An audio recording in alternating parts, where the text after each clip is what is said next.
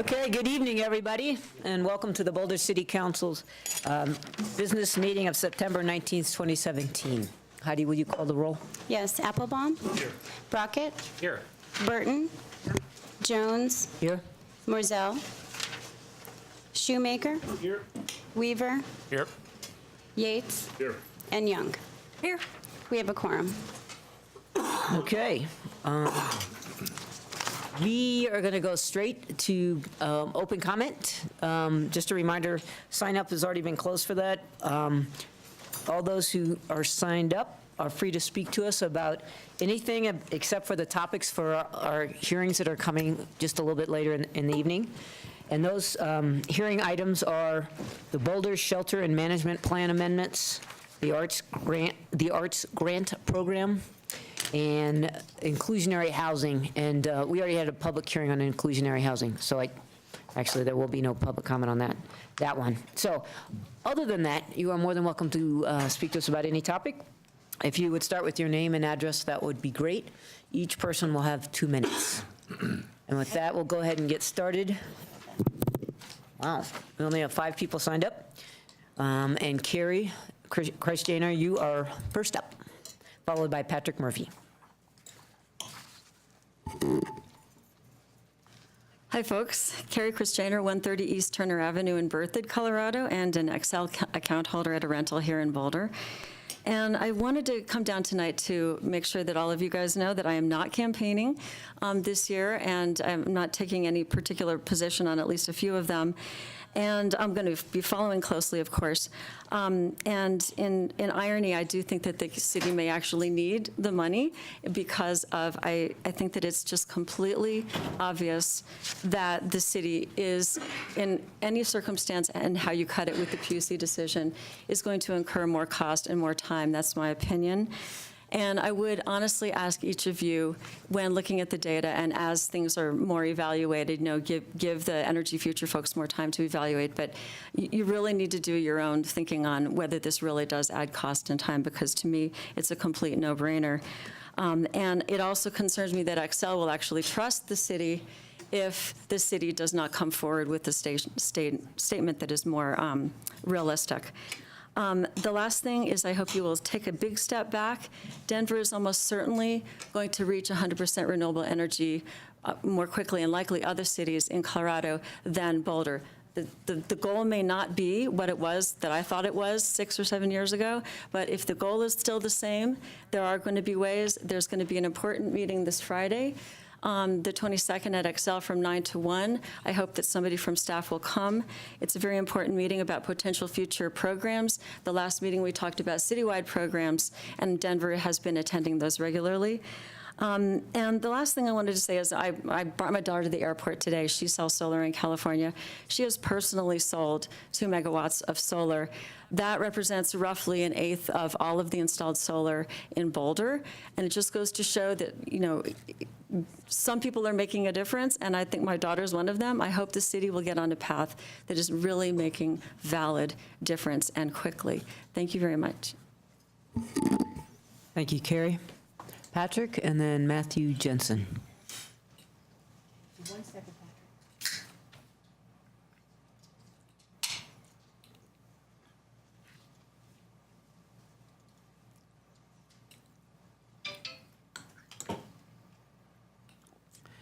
My name is Patrick Murphy. I live in Boulder. This is about the Boulder Muni MoneyCon. Let's start with a statement by Councilman Matt Applebaum around 2011. The worst case scenario is we spend $6 million and decide to scrap it. So here we are, the true past costs, the future costs that are better than the often underestimated costs produced by Boulder. Current cost to the end of 2017 that includes the hidden costs from other departments as well as lost undergrounding is $27 million based on public documents. Ignoring lost undergrounding would be deceptive. True cost to the end of 2019 would be $36 million. Matt only missed it by $30 million or 600%. Then there are separation costs of well over $100 million, not $10 million as originally estimated. Will then be over $136 million, but wait, there's more. Acquisition costs might be less, but let's assume $214 million to be safe instead of foolish. Now we're at $350 million. The startup cost of $36 million puts us at $385 million. Then there are stranded costs of about $300 million, not zero as originally estimated. That puts us at $685 million. Going concern, also assumed to be zero, is likely to be about $200 million based on the often touted $20 million of profit that Excel takes out of Boulder. Now we're at $885 million. How will Boulder's $20 million annual profit pay off the true bill? At a 2% bond rate, a 30-year bond or just the $685 million would require 150% of the profit. A 50-year bond would require 110% of the profit. Now add $200 million to that calculation, and we need 100 years just to pay off our debt. The Boulder Muni MoneyCon needs to end. Stay the course equals stay the curse. Thank you, Patrick. Matthew Jensen. And after Matthew, we have Rob Smoke.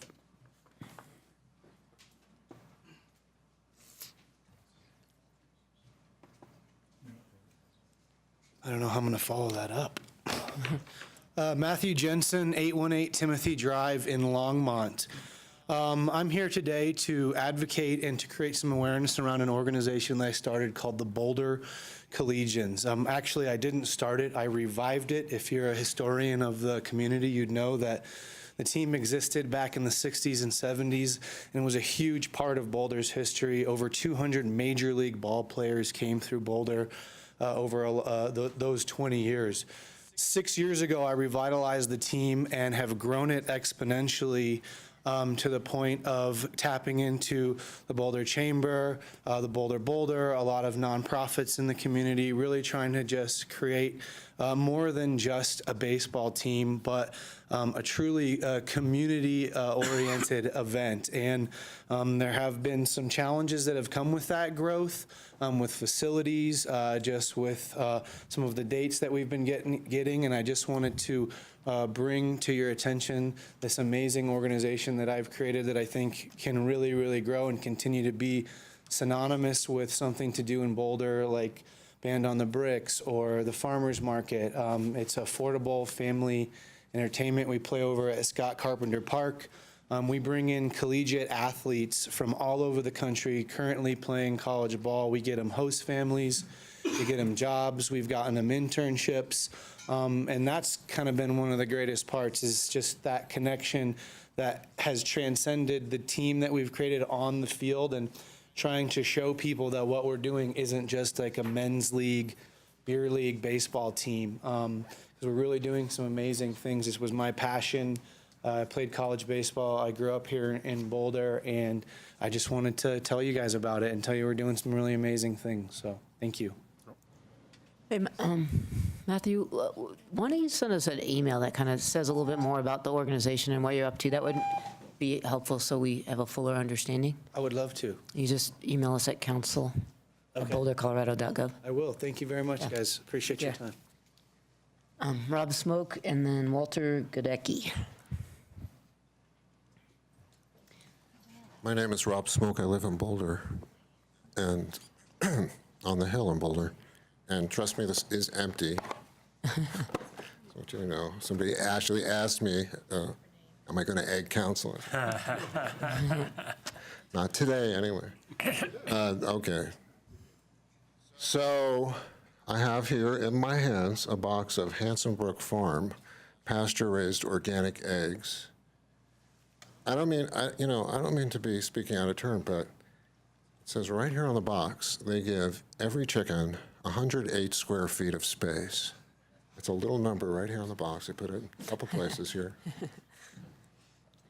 I'm sorry, in aggregate form, we don't do as well for people who are homeless in Boulder.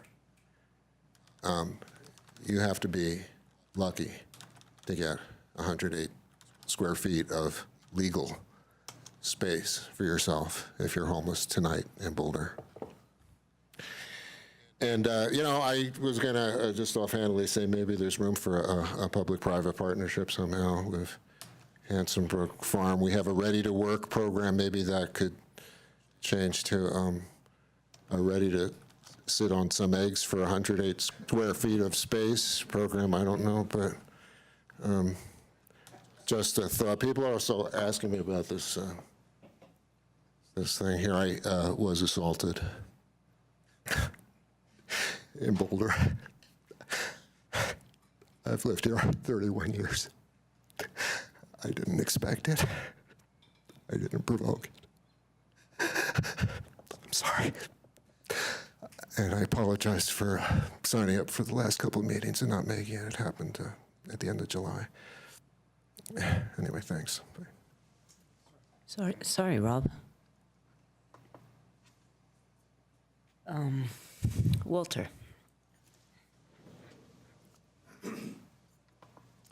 Walter Gedicke, 3210 Dartmouth Avenue in Boulder. I wanted to see if the council would consider creating an ordinance to raise the minimum age of people being able to buy tobacco products or nicotine products from 18 to 21. And there's this is the most effective way to prevent teen smoking, is just raise the minimum age to a point where teens would not be addicted through their life. Boulder could follow California, Hawaii, Oregon, New Jersey, and Maine, and even Aspen. Aspen has done this. While the smoking is dropping in the United States, in some places, like I think here, nicotine use is going up. And I'm essentially interested in this. As a 15-year-old neighbor of mine has started smoking. And this is largely due to vaping.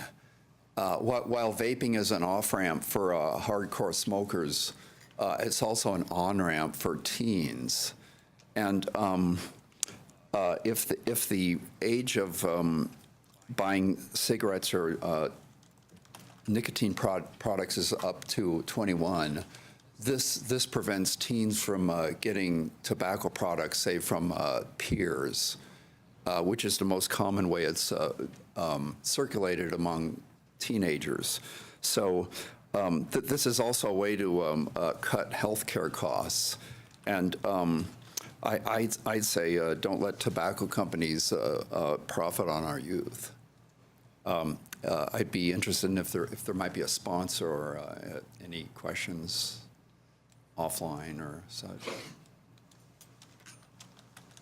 I guess no questions at this time, but folks probably know how to get a hold of you if they have further comments. Interesting idea. Sure. Thank you. All right, with that, we got to the end of our list. We're going to close public comment. Heidi? The next item on the agenda is your consent agenda.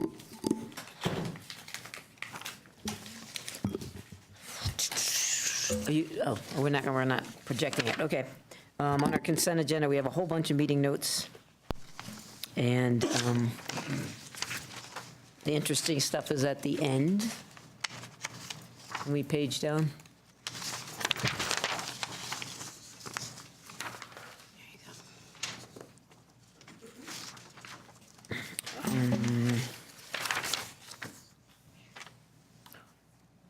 The two things on second reading have been discussed at length and are pretty pro forma.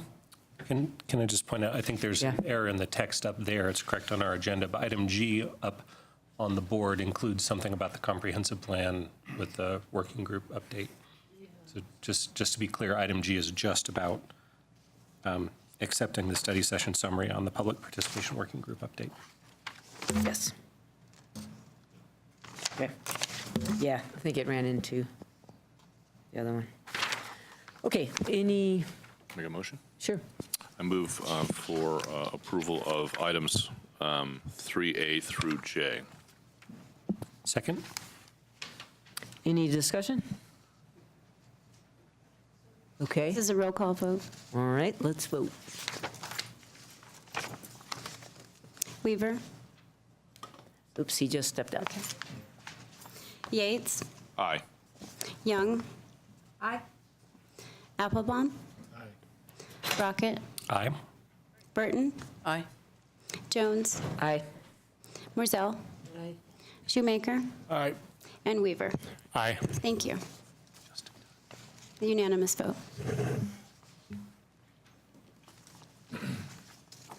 All right, the next item on our agenda is the call-up check-in. Tonight, we have 1102 Pearl Street for landmarks alteration certificate. Is there any interest in calling this up or questions for staff? I do have a question. Okay. I don't know if anybody from staff is here to ask it. Leslie.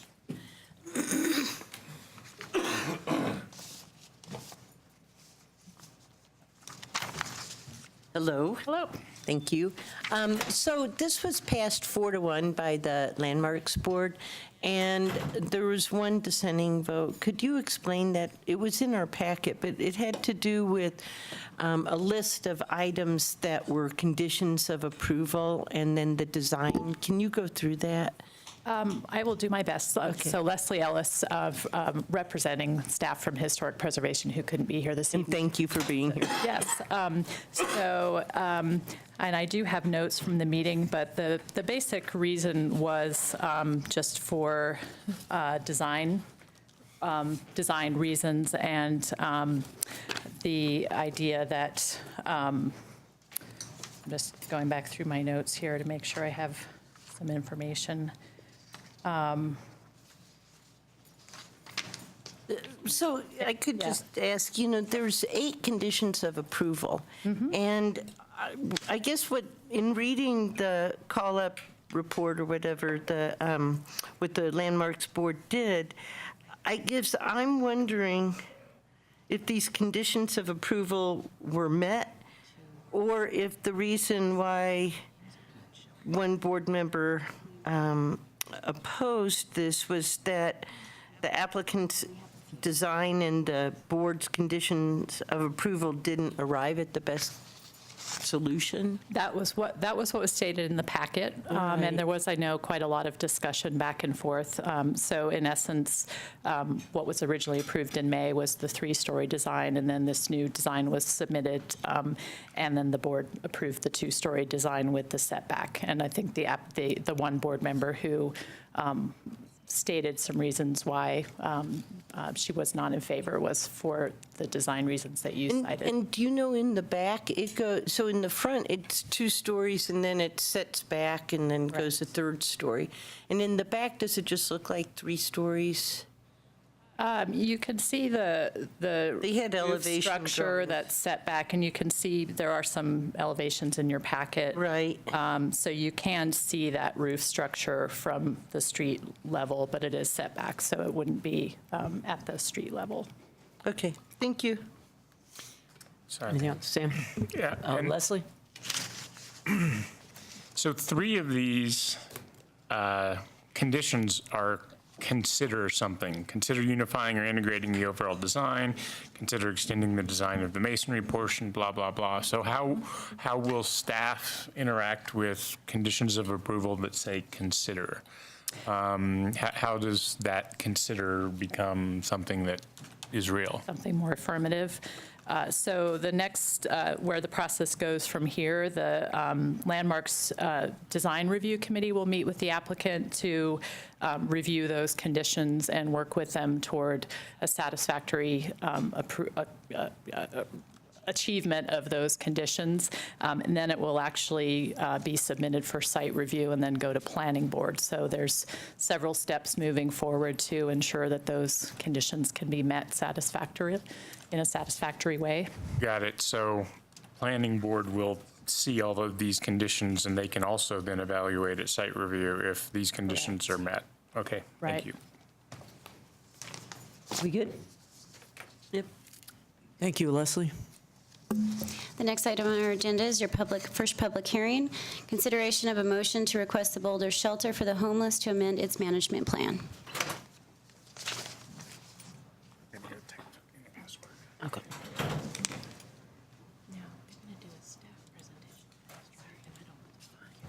Right. Yep. Perfect.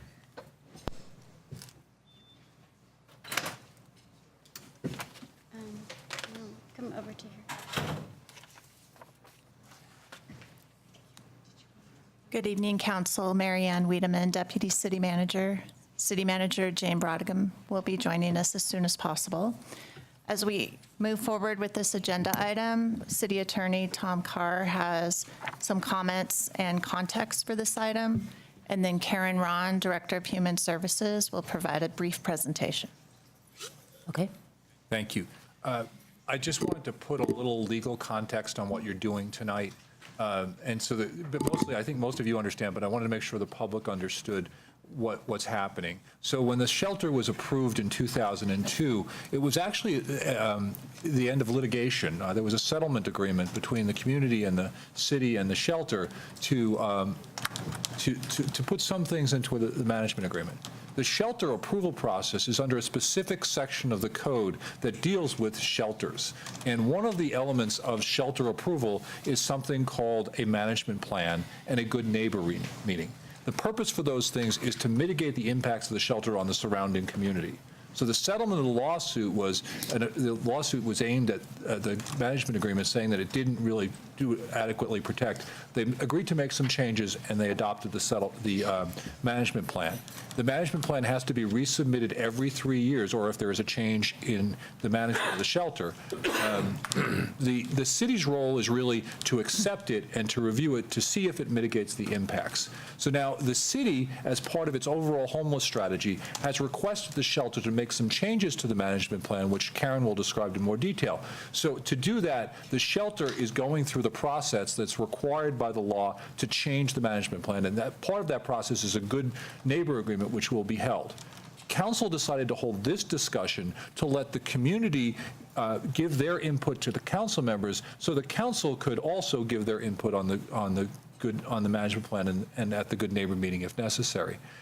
Council doesn't control the shelter, although we certainly give them money, and they do listen to what you'll say. So as I view this process, you're not approving the management plan, and you're not really directing the shelter. You're listening to the community to help form your own views on what kind of input you want to give to the shelter. And really, this is a request of the city for the shelter to change its management plan so the city can implement a more thorough homeless program using the shelter in ways that we believe are more effective. Yep. Tom, just to clarify more or less what you said, the point is that we are not approving a management plan tonight, right? No, you're not. Right. So we are giving feedback on requested changes that are then going over to the shelter as they revise their management plan. Yes. Okay, great. Thank you. Although those changes implement the homeless strategy, which you've already approved. Right. But there are definitely details there. Yes. You could implement them in a number of different ways. Absolutely. Very clear to everybody? Okay. Okay, good evening. I'm Karen Ron, Director of Human Services, and I am here to present on the Boulder Shelter Management Plan, an update on that and the process, and also an update on the Homelessness Strategy. There's some specific areas of the Homelessness Strategy which you approved in June, and we want to provide an update at your request on what is happening leading into the upcoming sheltering season. So we will talk a little bit about coordinated entry. Navigation Services, we'll be doing a housing update. We will be talking about the Boulder Shelter for the Homeless Management Plan to receive public feedback on that and also get council feedback. In addition to myself, Kurt Fernhaber from Community Planning and Sustainability, Deputy Director for Housing, will be presenting on the housing section. And then we have other city staff and our service provider partners who are also available here to answer any questions that you might have. So I just want to do a high-level review to set the context and overview. Council approved the homelessness strategy on June in June of 2017, and that included changes to what and how services for single adults are provided, which is specifically related to our public hearing tonight on the shelter management plan. The new strategy is consistent with best practices for addressing and reducing homelessness with a focus on long-term solutions, including permanent and rapid rehousing, prioritizing services and resources, and matching individuals based on their service needs. With service providers, stakeholders, and other jurisdictions, we put together an aggressive timeline for implementing some of these new services, particularly for this sheltering season, and established key elements that we wanted to move forward October 1st with the start of the new system.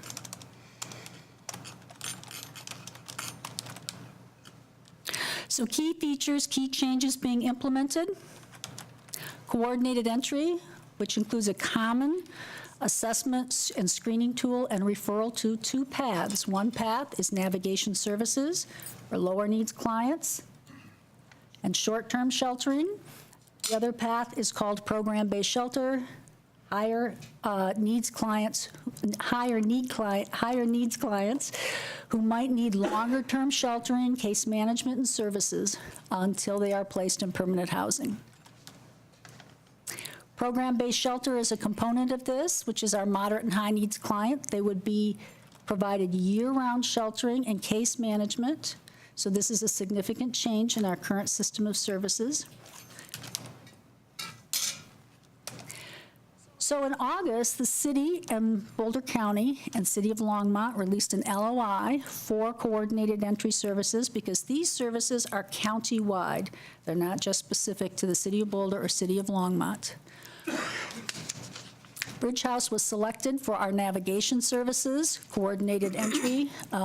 Boulder Shelter for the Homeless was selected for that. And City of Longmont is currently in a parallel process to identify navigation service provider for the City of Longmont. We want to coordinate and integrate the type of navigation services in both communities. We also anticipate that navigation services and coordinated entry would be co-located for efficiency of service and convenience for clients.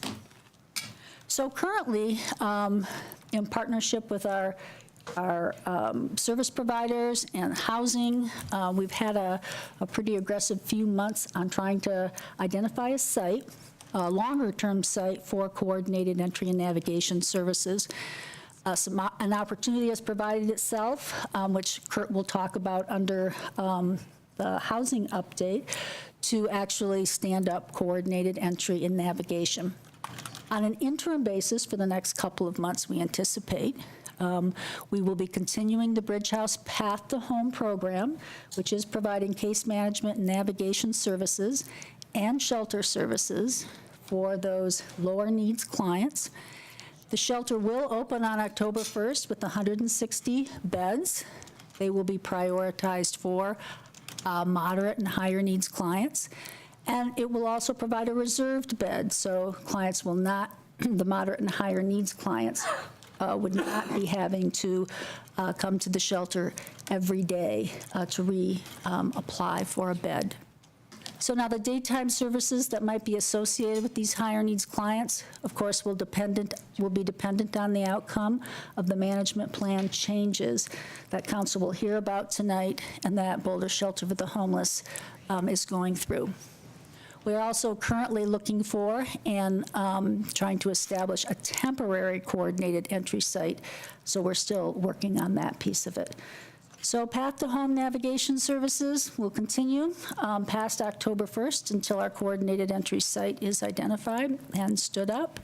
And the shelter will be opening for their 160 beds on October 1st. So one of the really key aspects of this whole strategy is having permanent housing solution exits for people to move into so they are not churning in the cycle. The Housing Division has been working pretty hard over the last couple of months, working with us on identifying a coordinated entry site, but also on meeting their housing targets that were established in the strategy. So I want to turn it over to Kurt, who's going to give you an update on some of the great work that is going on around meeting those housing targets. Good evening, Kurt Fernhopper, Deputy Director of Housing. Thank you, Karen. So when the homeless strategy was adopted, I think the folks in housing were a little bit nervous about hitting our goals. They were a little bit aggressive. But as an overview, if you'll remember, we're tasked with creating 35 permanent supportive housing units per year, starting October 1st. And so back about the beginning of July, we said, let's see what we can do this year. Let's see what we can get done by the end of the calendar year. So we started meeting at almost a weekly basis with Boulder Housing Partners, the Boulder Shelter, and Bridge House, looking at ways that we could aggressively accomplish this. So there's two aspects of housing, permanent supportive housing individuals. One is getting the vouchers, so you can pay for the units, and the other part of it is getting the units. So there's two aspects to that. This first slide looks at the vouchers. So we put a proposal together with the Boulder Shelter and Boulder Housing Partners to the Metro Denver Homeless Initiative. And this proposal would create 36 vouchers. It will start at the beginning of the year. The Division of Housing would be putting in $200,000 towards that, and it would be leveraged with an additional $400,000. And it's a 3-year program. So we're very excited about that opportunity, that we were able to move that forward. And with the city's funding, we'll be able to start those vouchers prior to the end of the year. So can we just ask you, so who else, the 400K is from who else? That comes from the Metro Denver Homeless Initiative, which is state funding. Okay. And so this has come through, and so now we have 36 vouchers per year for the next. An additional, these are 36 additional vouchers to what we would have had before. And the other thing that I'll add is that Boulder Housing Partners has a whole program that manages vouchers.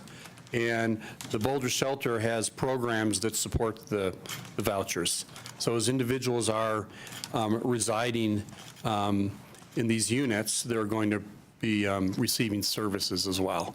So this program helps fund those programs as well through the shelter. Sweet. Oh, we have two questions, Aaron and then Sam. So, Kurt, that's exciting news. Thank you. And so where do you anticipate the vouchers being used? Do we have a sense of where that people might actually be housed with those vouchers? If I could go to the next slide. Okay, great. Oh, you weren't done. Okay. Yeah. There it is. So this is the housing update. This is talking about creating units for these and other vouchers to go into. So the first is, you'll remember that the Nest properties finished leasing up a couple months ago. So we started working with the shelter and Nest properties, and 10 individuals through the partnership of the two of them were able to get 10 individuals housed in the Nest properties. So we're quite excited about that. Transitional units. So we're transitioning 12 units that are in transitional housing now into permanent supportive housing. So those are individuals that could come from the shelter and have a more permanent place. And so we're actually updating the covenants on those units right now. BHP has also been reaching out to private landlords and working with them to accept vouchers. Currently, there's 20 vouchers that are being held at private landlords. That's not something that just happened this summer, but something that they've been working on for a while. And then BHP is also in the... I have a quick question, if I may. Yep. Do the vouchers stay with the person? How does that work? I'll let Karen answer that. Good question. I'm going to let Wendy answer. So, because the vouchers, there's a number of different ways to use vouchers, so Wendy can provide that. Well, we can wait after Kurt's done, if that's better. Okay. Yeah. So the BHP is also working on an acquisition that they hope to have under contract by the end of the week, which will be targeting at housing 6 individuals per year for a total of 20. We'll have more information on that as the contract comes through. But they would only be putting these individuals in as there's turnover within the current development. So this is an existing development that they're purchasing. Great. And when you say annually, does that mean like at Nest? Is that 10 this year, then 20 next year, and the 30 the year after that? Well, for the creating new units at the bottom, that's 6 annually for just over 3 years. Okay, so for 10 total of year 20, for 3 yes. years. Yep. So 30 at Nest, 18 at the bottom. Yeah, Right. Okay. Right. Okay. Are you going to keep going, or should we stop and ask you now? I have one more slide. Okay, let's let him finish, and then we're going to ask you. We're harassing you here. Sorry. Very excited. Appreciate your eagerness. And then the last thing we've been working on is the navigation center. And that's been a fairly difficult one as well, trying to find a site that will work for this. So we're currently working on a site right now that is likely going to be redeveloped in a couple of years. So it would provide the day services and the night shelter for 50 individuals. We believe that we'll have that in place probably towards the end of December, and it will need some modifications as well. We're in the process this week of the negotiations on that property. We've worked in close coordination with Bridge House on this, trying to find a place that actually meets the requirements for those uses. As well, we've been working with the building department and planning to find a site that's meets the requirements for that use. So we think in the next week or two we'll be able to report further on that. But our target is the end of December. Wow, okay. I think we have a few questions. Sam? And then So Lisa. my question is also about vouchers. So I don't know, Wendy, if you want to come up and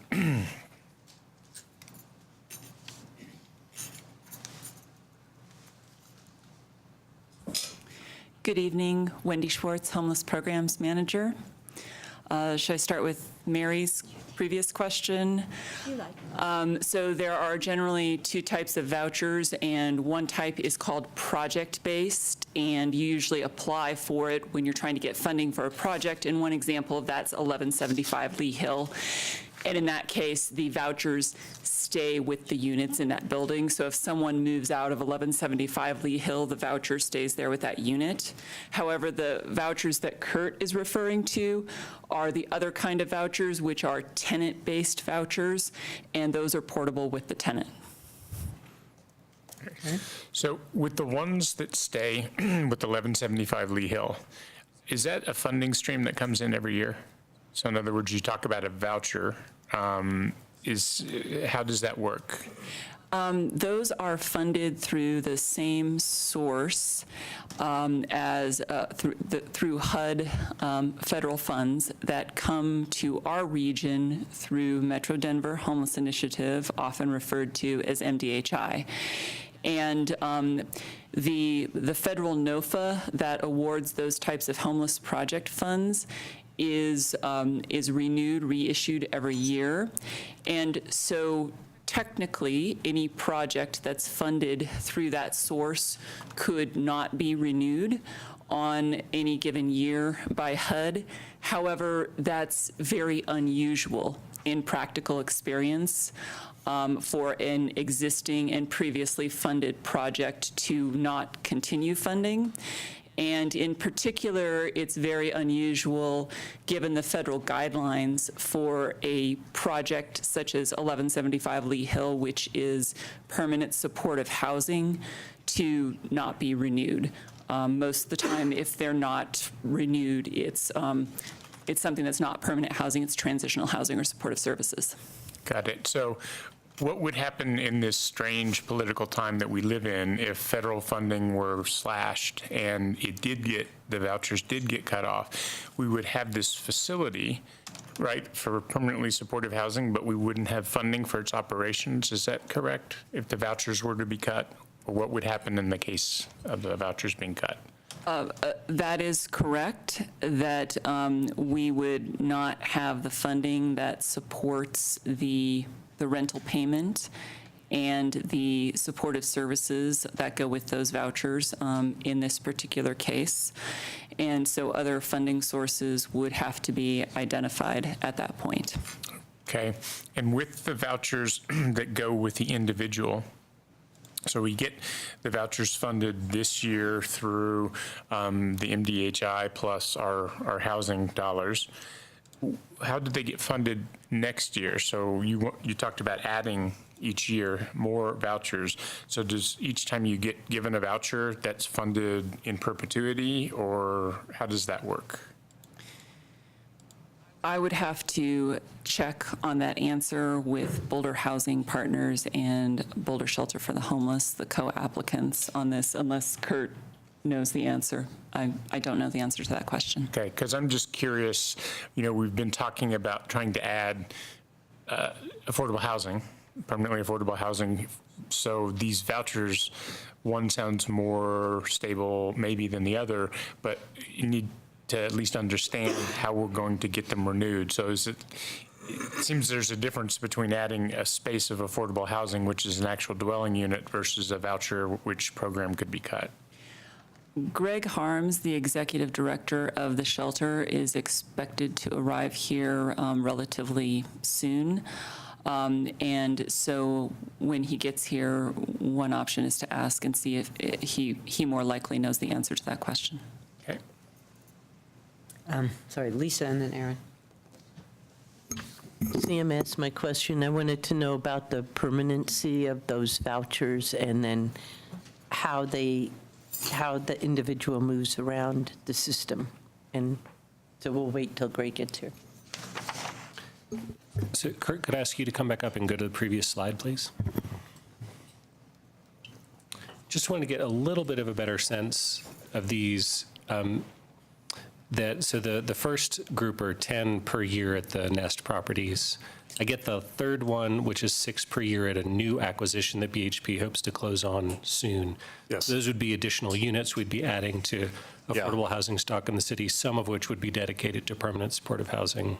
Is that correct? Yes. The Nest Properties currently has 10.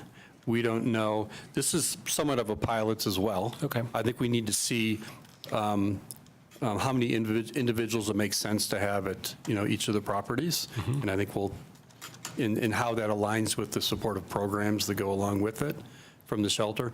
I think we'll sort of track that as well. We're also talking to our other affordable housing projects as they come through and request funding in the future, that like Zero Diagonal as an example, that they must allocate a percentage of their affordable units towards PSH housing. Great. And the BHP acquisition, do you have a sense of roughly what % Like, how many units is that going to be? It's 20 units in total. Total? Yep. Okay. So it ended up being a fair amount of it. And then in that middle bucket, the transitioning units, the partnership with the Boulder Shelter for the Homeless, so would that be units, beds within the shelter? No, all of these are outside of the shelter. Okay.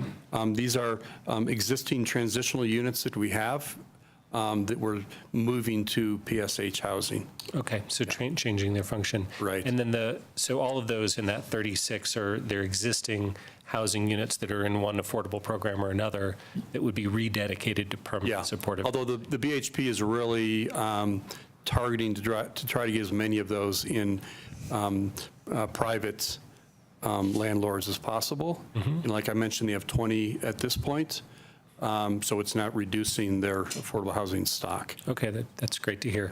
So maybe a way to frame this, like a way to think of it is instead of adding new buildings like Lee Hill Drive, right? Where you have one building with a number of people, we're scattering it a little bit. That's correct. A good way of thinking about it. Yep. Great, thanks very much. And I just had a quick follow-up question on the BSH transitioning units. Those are all over the city, is that correct? And they are been operated for a long time by the shelter, is that correct? They're not all over the city, but they have been around for a while, yes. Okay, thank you. Well, in terms of, so I'm getting in, then Jan, then Lisa. When we say they're scattered around the city, is it pretty good distribution? No. Most of them are in the North Boulder area. Okay. Jan? Kurt, thanks for this. Yep. I just want to confirm 52 are, I understand, permanently supportive housing, but they're aimed as exit for the homeless people. Yes, for people that primarily are in the shelter right now who don't have an exit out. Yeah. So you're saying we'll have 52 per year. This is what we have. This is what we have now, or what we will be putting in place over the next few months. And so the 52 is, we'll have a total of 52 every year, or we'll have 52 that we'll add and then another 52? So our goal for the next 3 years is 35 per year. 35 per year? Yes. And you're pretty much committing to that, and you're over exceeding your commitment for year one? That's correct. Okay, thank you. Oh. Lisa and then Sam. So, and maybe, I don't know if you can answer this, but for the private landlords that are providing housing, is there some kind of incentive for them, or how do we entice people to do this? That they can sleep well at night? Well, that would be good. It's really BHP reaching out to these landlords and describing to them what kind of support, as well as with the Boulder Shelter, what kind of support these individuals are going to receive, that they have a number to call if they have challenges, and really showing the overall management that comes along with those vouchers. No, that's good. Sam, Bob? So wanted to talk about the nest communities a little bit.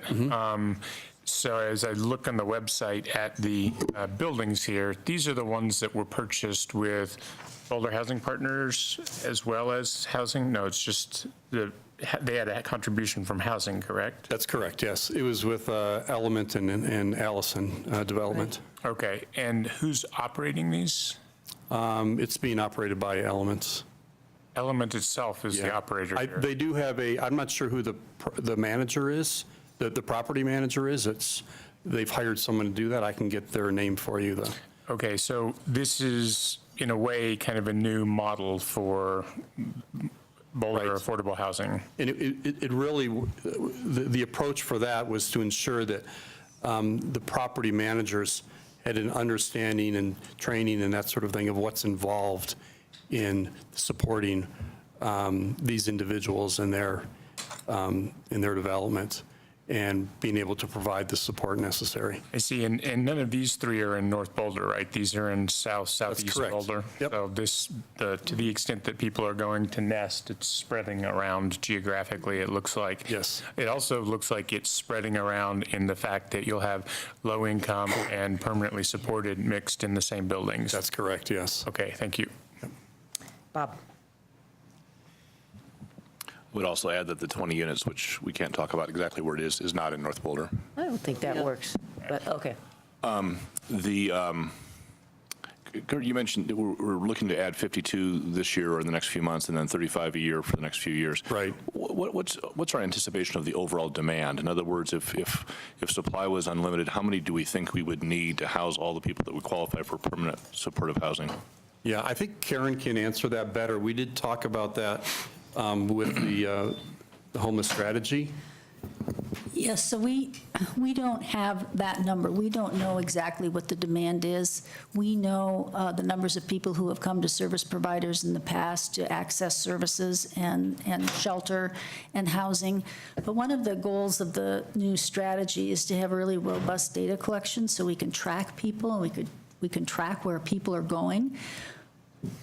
Previously, we didn't have individual assessments and screening, so we weren't able to match individual needs with the resources and housing that was available. We'll be able to do that in the new system of services, so we'll be able to track how many people need what type of service, what type of housing, and the services that match that. So we don't exactly know the demand, so that's something that we'll be tracking in the future. Thanks, Karen. Yep.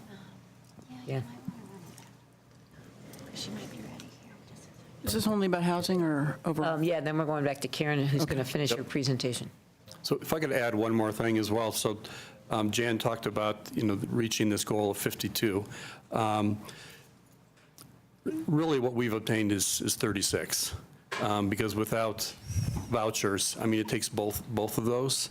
So we may have units that we can get people into, but we also need the vouchers, to make the whole system work. So you have 52 sites available and 36 vouchers to 52 units, yes. units available. Yep, But 36 vouchers to fund them. that's correct. So we still need some more vouchers to actually utilize the sites. That's correct. Do we know the cost of a voucher, approximately? I think it's about 16,000 a year. 16. And kind of on a related note, do the vouchers cover the entire operating cost, or is there a gap that needs to be made up? Generally speaking, they cover a one-bedroom unit at a 60% AMI rent, as well as the additional services that would go along with that.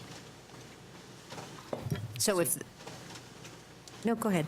Well, so if Probably not the same so in other words, if we have an existing deed-restricted affordable unit at 60% AMI, it basically covers the cost to change it into That's correct. permanently supportive housing. Yep. And that amount also reflects about $6,000 a year in the services portion of that.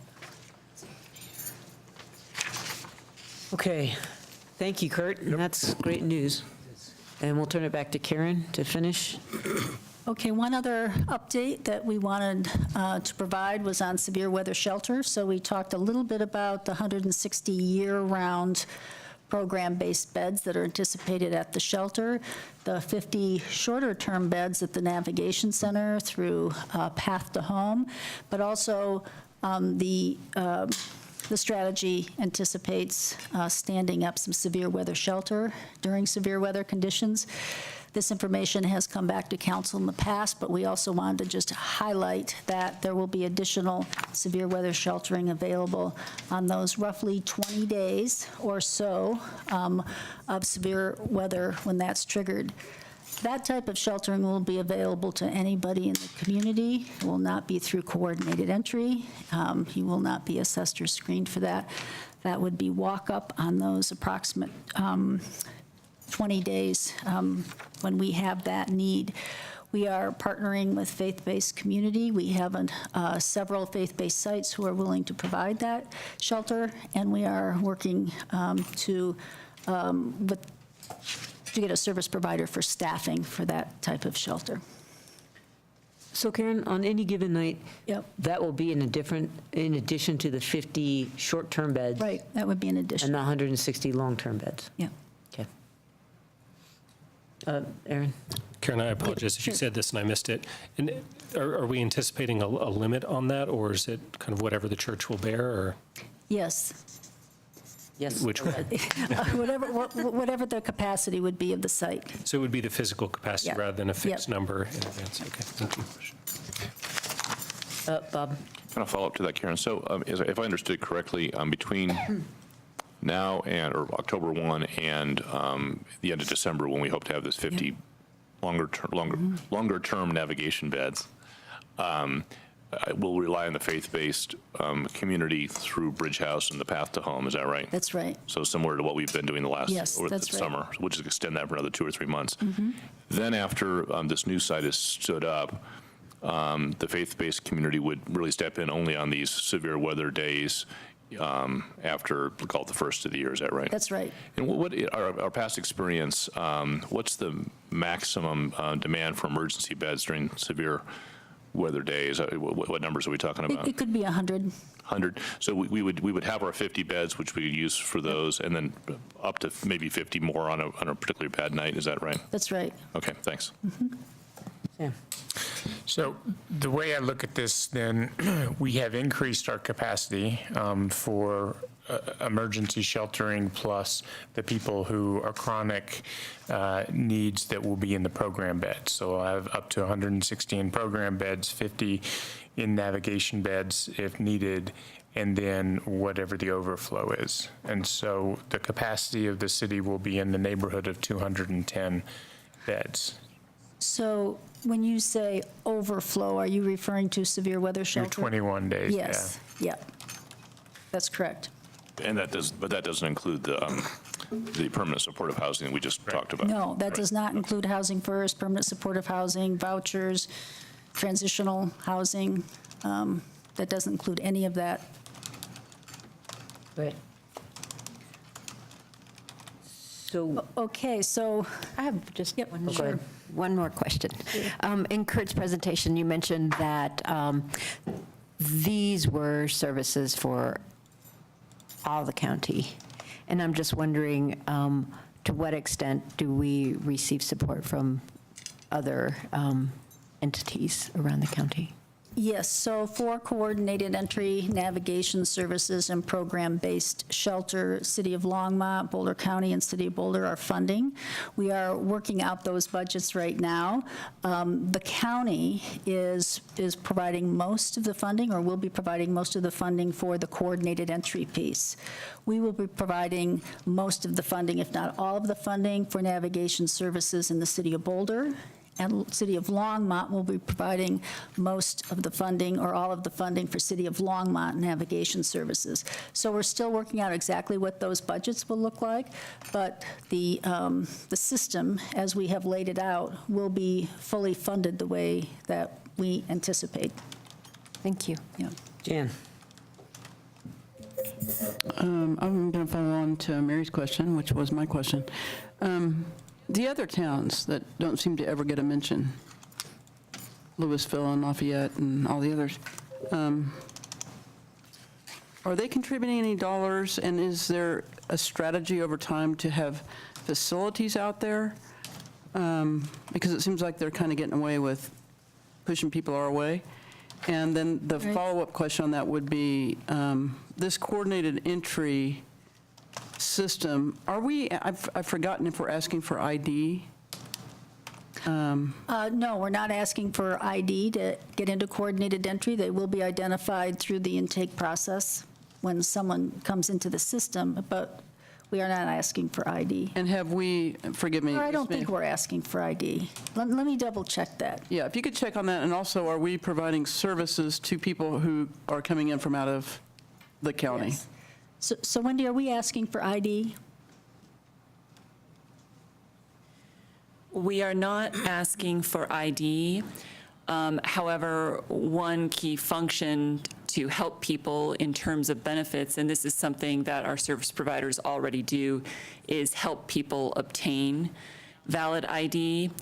In answer to some of the other questions that were posed, we will also be utilizing existing service system data in the new data system to help establish how long someone has been in Boulder County.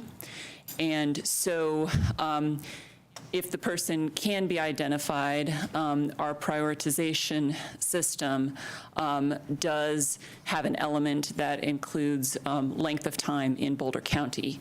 And so while we can serve people from other places for our especially high-value services such as reserved beds for program-based shelter at Boulder Shelter for the Homeless, then people who have been in Boulder County longer would be prioritized. Okay, Sam, and then Lisa. So presumably you'll be asking for their name, is that correct? Yes, we will. And one of the things I understood about whether it's navigation services or program beds was that we expect a certain amount of cooperation out of people who we're going to give assistance to. Is that correct?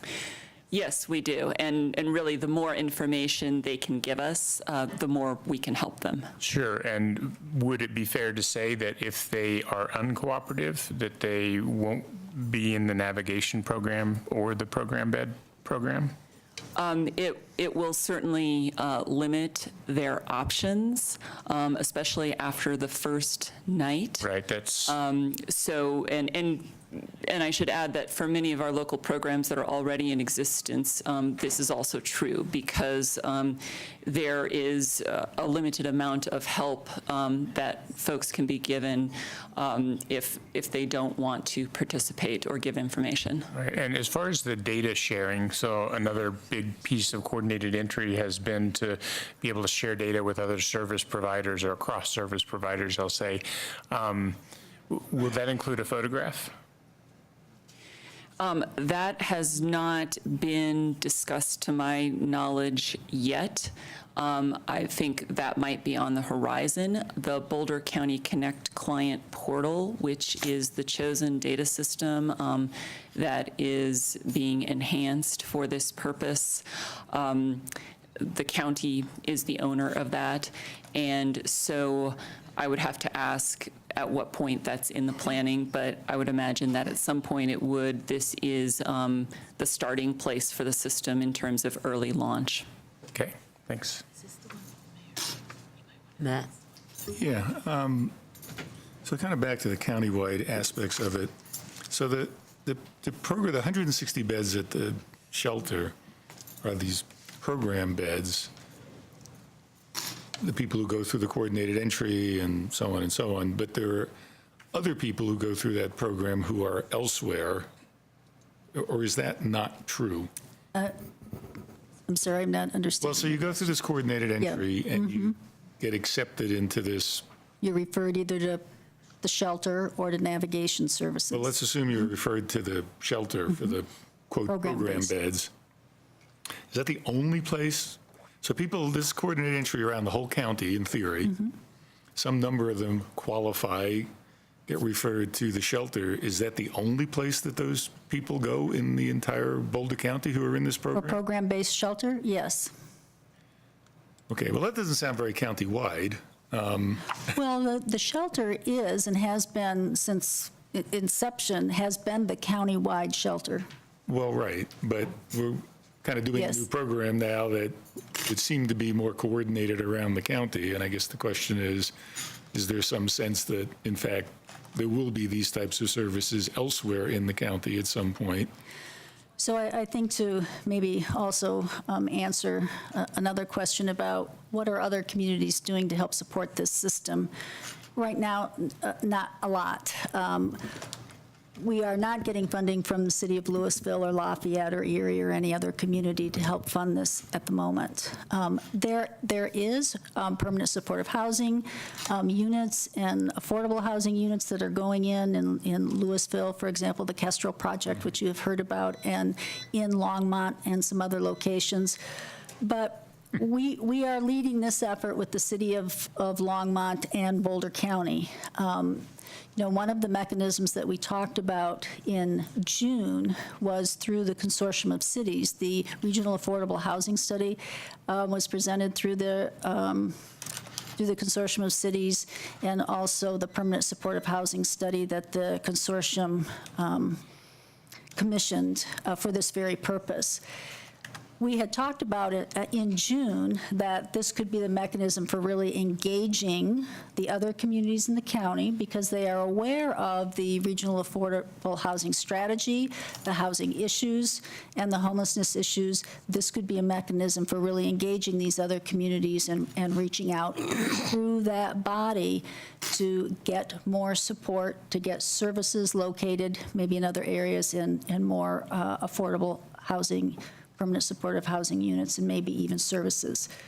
So we had talked about that being the next step to really reach out to other communities and to make that part of the implementation plan. And currently, I mean, the shelter's role is kind of evolving here. It's changing to some extent. And I know it's currently funded to some extent by us and a little bit by Longmont and some by the county. Is that, when you kind of say some of the budgets are being looked at, is that being looked at because its role is changing and its service to the county is kind of changing? So is that being reconsidered about how that funding comes from, at least those sources? We'll have to get to the other cities one of these days. Yes, and I think that will be an ongoing conversation with all of the funding partners. We had a pretty aggressive timeline to get this up and going October 1st, just to make some progress on this issue because we've been talking about it for a very long time.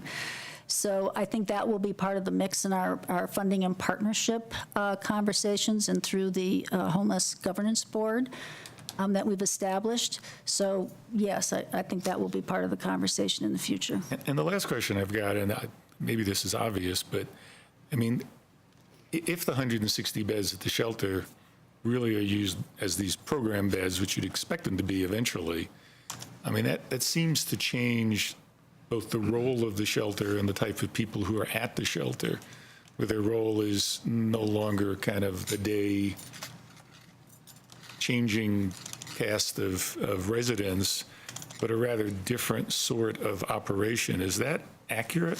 Yes, I think it is accurate. And then when we get Greg up here to talk about the vouchers, he could probably talk a little bit more about this also. The program-based shelter clients are anticipated to be moderate to high needs clients, people who need more support for a longer period of time. The data that we were able to look at around the use of the shelter in the development of the strategy and through the working group indicated that a high percentage of those clients coming to the shelter were only accessing services or the shelter for, on average, less than 8 days. I think that's the right number. It might be 7 days. So whether they were only accessing the shelter services because they were a low needs clients or because they were high needs clients or moderate needs client, but were just going somewhere else and not coming back to the shelter, we don't know that. But what we do know is that if a significant percentage of those clients who didn't stay at the shelter for more than roughly a week are lower needs clients, then that's a pretty big diversion from the shelter system into navigation, where we might be able to bring other resources to bear to help those clients more quickly connect to a solution in a shorter period of time. For example, maybe someone might need a month or two of rental subsidy, or maybe what they really want or need, because we do hear about this occasionally, they need transportation funds to get somewhere and they just simply don't have them and can't access them. We are going to be expanding homeless mediation, hopefully, in 2018. So maybe there's some reconciliation that could happen through mediation with where they just left or to get back into a permanent place. So there's other resources and tools that we could use for a portion of that population. So let me, in terms of process, we're going to get to the homeless piece, or the shelter piece of this, right? Yes. So let's not ask questions about the shelter piece because we haven't heard the presentation yet. But do we have any more? So we have concluded the update on the implementation. Right. We're going to be moving to the shelter management plan. So if you have any additional questions on this piece. Correct. I do have. Okay, Lisa, and then Jan and Mary. I don't know which one wants to do it, but could you explain this coordinated entry a little bit more. I mean, it seems to me you want to have coordinated entry and navigational services in one stop. Yes. And, but not necessarily at the homeless shelter. Right, so the vision is that we would have coordinated entry and navigation at one site. Someone would come through the front door, and they would say they need some help. They would speak with someone, an intake worker or case manager, and they would be screened for what their needs are, what they're looking for, or the type of housing and resources that they need. Based on that screening, they would either be referred to program-based shelter if they're a more moderate or higher needs client. They would be referred to the shelter to get into the program-based shelter program. If they are a lower needs client and it appears as though their issues could be resolved with shorter term services or shelter, they would be referred to the navigation side. And they would stay there at that site to receive navigation services. That makes sense? That's good, thank you. I have other questions, but I'll wait till after your presentation. Okay, we have Jan and then Mary. I'm kind of thinking about community impact. Now at the shelter, everyone has to leave every morning. Okay, we're going to do the shelter in a minute. But this has to do with the... So if this has to do with management plan changes, we're going to be doing that presentation next. Well, it kind of doesn't. It's more about this program-based system, which now will have 165 people who will potentially be in that, which means they don't leave every day because it will act like a shelter in a way. They can stay all day, correct? Well, that is one of the management plan changes that's being proposed. So maybe we could cover that in the... Okay, you want to cover that after? Sure. Okay, great. Mary? So if one were someone who is serving on the consortium of cities, and one wanted to make a suggestion to other cities how they could contribute, is there something that that person could bring to the consortium and So ask if that person for? was Mary? Yeah. Yes, there is, and we can provide you with that. Thank you. Okay, why don't you proceed with the second part? Okay, and before we close this out, I know that Greg is here, and he might be able to answer your question about how vouchers, what the lifespan or the continuity of vouchers are from a funding perspective. Greg, would you be able to answer that question? We had a question earlier about vouchers and their expiration and the continuation funding. So as we're adding vouchers, how we rely on that continuation for the funding for that. So I'm assuming this is permanent supportive housing vouchers we're talking about? Yes. Sorry, I missed the original question, so. Just re-ask the question. Yeah, so we have, currently we have about 22, 23 housing vouchers that we get through HUD, through the Metropolitan Denver Homeless Initiative Continuum of Care. We have to apply every year to get those refunded. So far, we've been able to do that every year for the last 10 years. So it's not a sure thing. It's not funding in perpetuity, but the programs have been pretty solid. These extended vouchers that we've been talking about would be under a similar situation where if we get the grant, we have to reapply every year for additional funding for the next year. But unless we really don't do a good job, typically we get refunded every year. So that's how those vouchers work. Does that answer the question? Yeah. There's Oh, wait, is there more voucher questions? Are you concerned at all in this current political state that we might lose any of those vouchers? And I understand you're saying it's not a sure thing, but things are up in the air more than they have been in the past, I think. I don't really know, Lisa. I think our current vouchers are probably safe. The bigger question is any new kind of program that we put in place. I think those are the things that are on the bubble right now. So these new vouchers that we've applied for, I think we're on the bubble right now. we're hopeful. We've been recommended for funding, but it all depends on Congress. So. Fair enough. Sam? Yeah, there were two flavors of vouchers. There was the flavor of voucher that stayed with the actual structure, permanently supportive housing, 1175 Lee Hill, and then there was one that went with the tenants as they went to different locations. Is there a difference in the certainty between those two, or are they both out of the same pool of HUD money? They're really kind of equal in likelihood of being funded. The extensions we asked for were all tenant-based. But I don't think whether it's project-based or tenant-based makes a lot of difference in how they get ranked or funded. So I would imagine if you didn't get ones that were tenant-based, then the affordable housing could still be rented as affordable housing rather than permanently supportive housing. What would happen to 1175 Lee Hill if it lost its vouchers? That's probably a question we'd have to contemplate with BHP, because BHP is providing those project-based vouchers right now. So unless BHP came completely apart, I think we would still be able to survive that situation. Great. So it would be a loss of operational funding, but not something that was insurmountable. My guess is yes, that would be true. Okay. We good on vouchers? Okay, thank you, Greg. Karen? Okay, we're going to move on to the shelter management plan. So Boulder Shelter for the Homeless is identified as the program-based shelter provider, and the shelter operates under a management plan which identifies operating requirements and is based on really a long-standing partnership with the neighborhood and the Neighborhood Shelter Action Group, which the shelter consults with about the plan.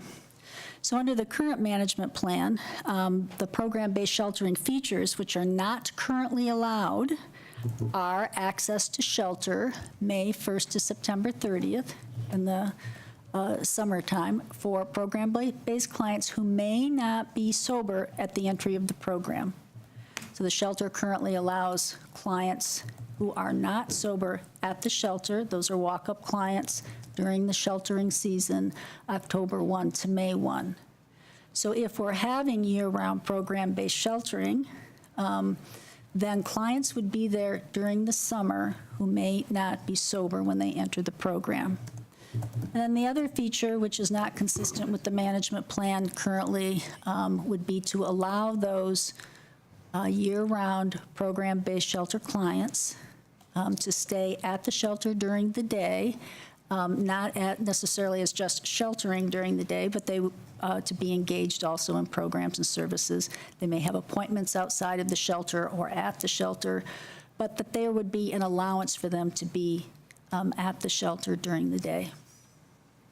Karen, you hear this often, this idea of sober, and I think people have different views of what sober is and whatnot. What kind of checking is that? Are we talking about breathalyzers? Is that, historically been done? Or is this just someone who is sort of stumbling? And then likewise, even with what's being talked about here, I'm assuming that there's no removal of behavioral standards. That is, if someone's violently drunk, whether or not sober is irrelevant. It's whether they're being disruptive. Right, in the shelter, and I might invite Greg back up to discuss this in detail, the shelter has pretty clear behavioral policies and expectations to be at the shelter. So this doesn't necessarily apply to behavior, because there's still behavioral requirements. It does apply to, however, if they are sober or in a program. So Greg can speak more specifically to their behavioral rules and what the program requires. Yeah, so tonight, for example, we're sober only. So if we suspect that you've been drinking, we'll breathalyze you. That will go away come October. And we have always had behavioral-based rules. So we've had people guys who could come to the shelter in the wintertime, having had a lot of alcohol consumption, and still be appropriate to stay because their behavior was fine. So going forward, that's how we will operate year-round, as opposed to just during the wintertime. The based on their behavior. Okay. The ability to stay at the shelter has always been based on behavior.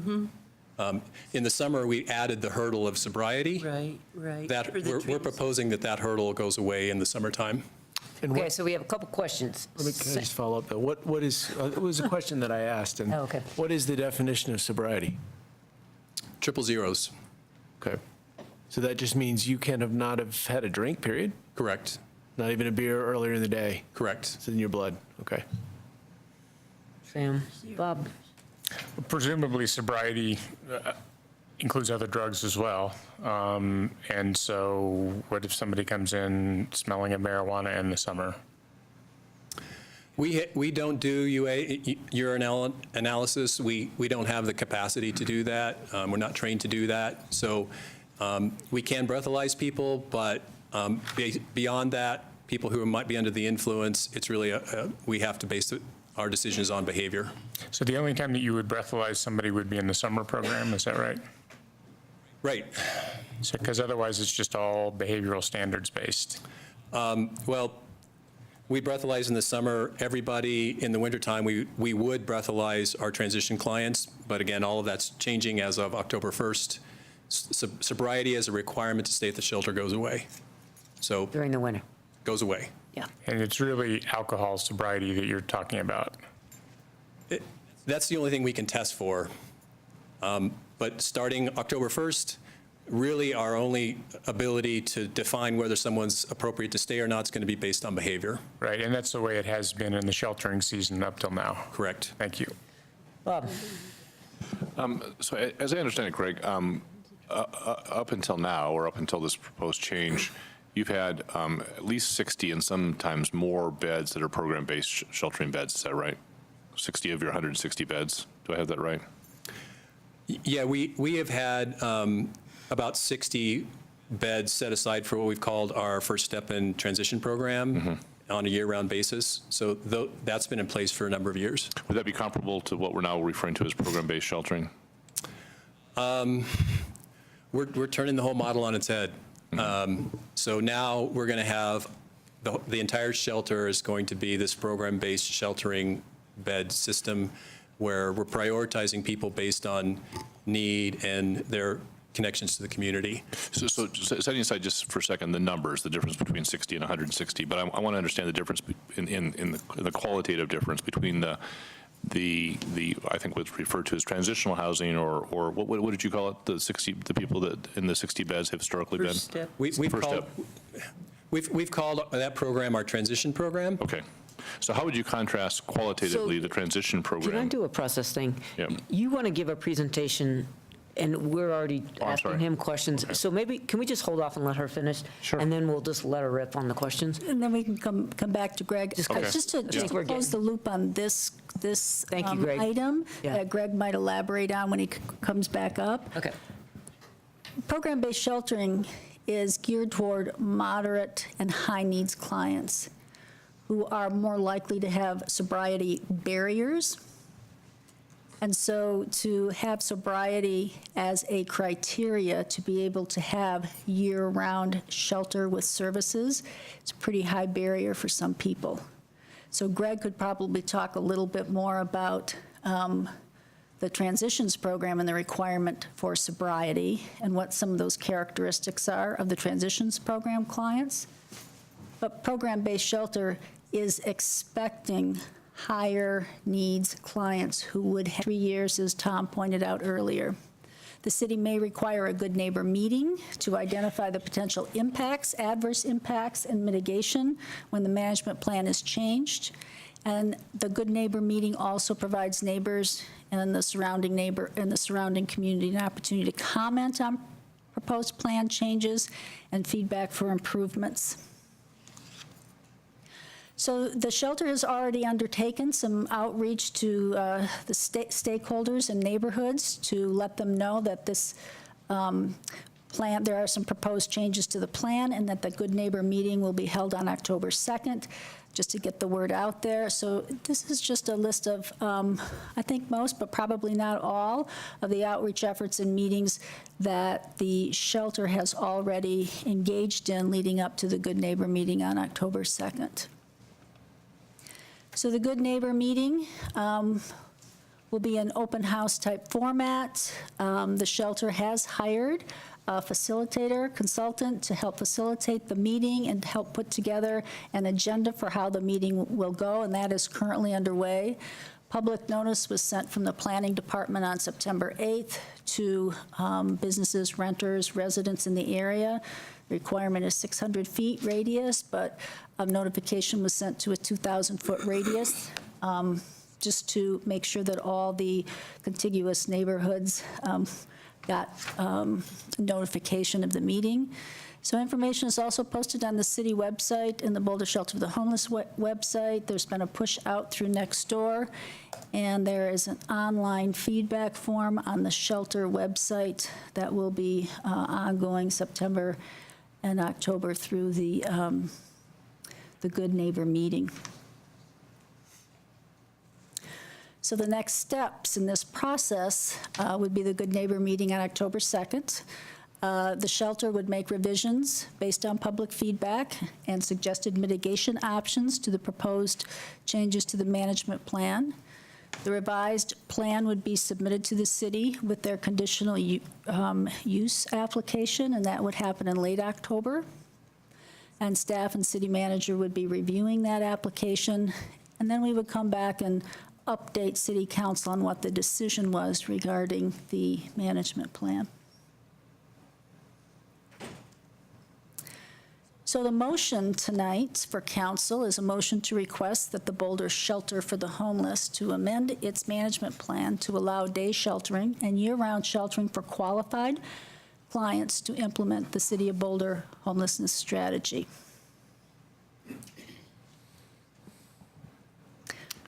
Oops.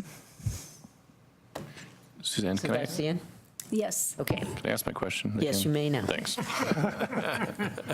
Maybe this is better directed to Greg. So, Greg, as I understand it, you have traditionally provided 60 beds for what I think you refer to as transitional housing. Sometimes it's gone up a little higher than 60, but let's just use a 60 to keep it simple. And people have certain qualifications and certain needs for those 60 transitional beds. And now we're talking about 160 beds that are program-based beds. Can you tell us the difference, the qualitative, I understand the difference between 60 and 160. Can you tell us the qualitative difference between people and the services in the transition program you have now and the program-based sheltering that's being proposed? Yeah, I think the two big differences are, one, the requirements to get in. So the requirements to get into our transition program right now are sobriety and some source of income. With this new strategy, those requirements go away because we anticipate we're going to be serving potentially higher needs people, potentially more vulnerable people, potentially lower functioning people. So we need to lower the bar to be able to serve those folks.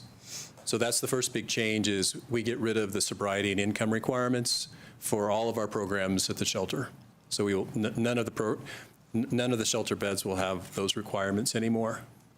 The second change is we will be more focused with our case management resources on housing exits.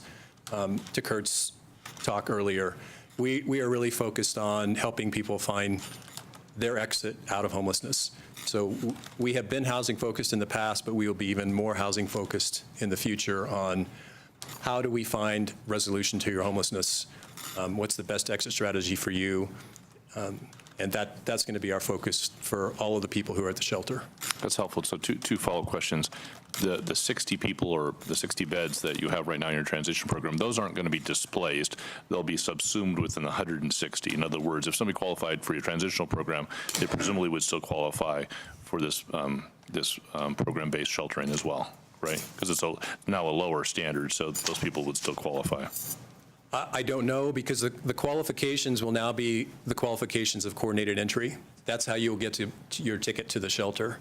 Mm-hmm. So the requirements of sobriety and income will be dropped, but the requirements of medium to high needs and ties to the community will be added.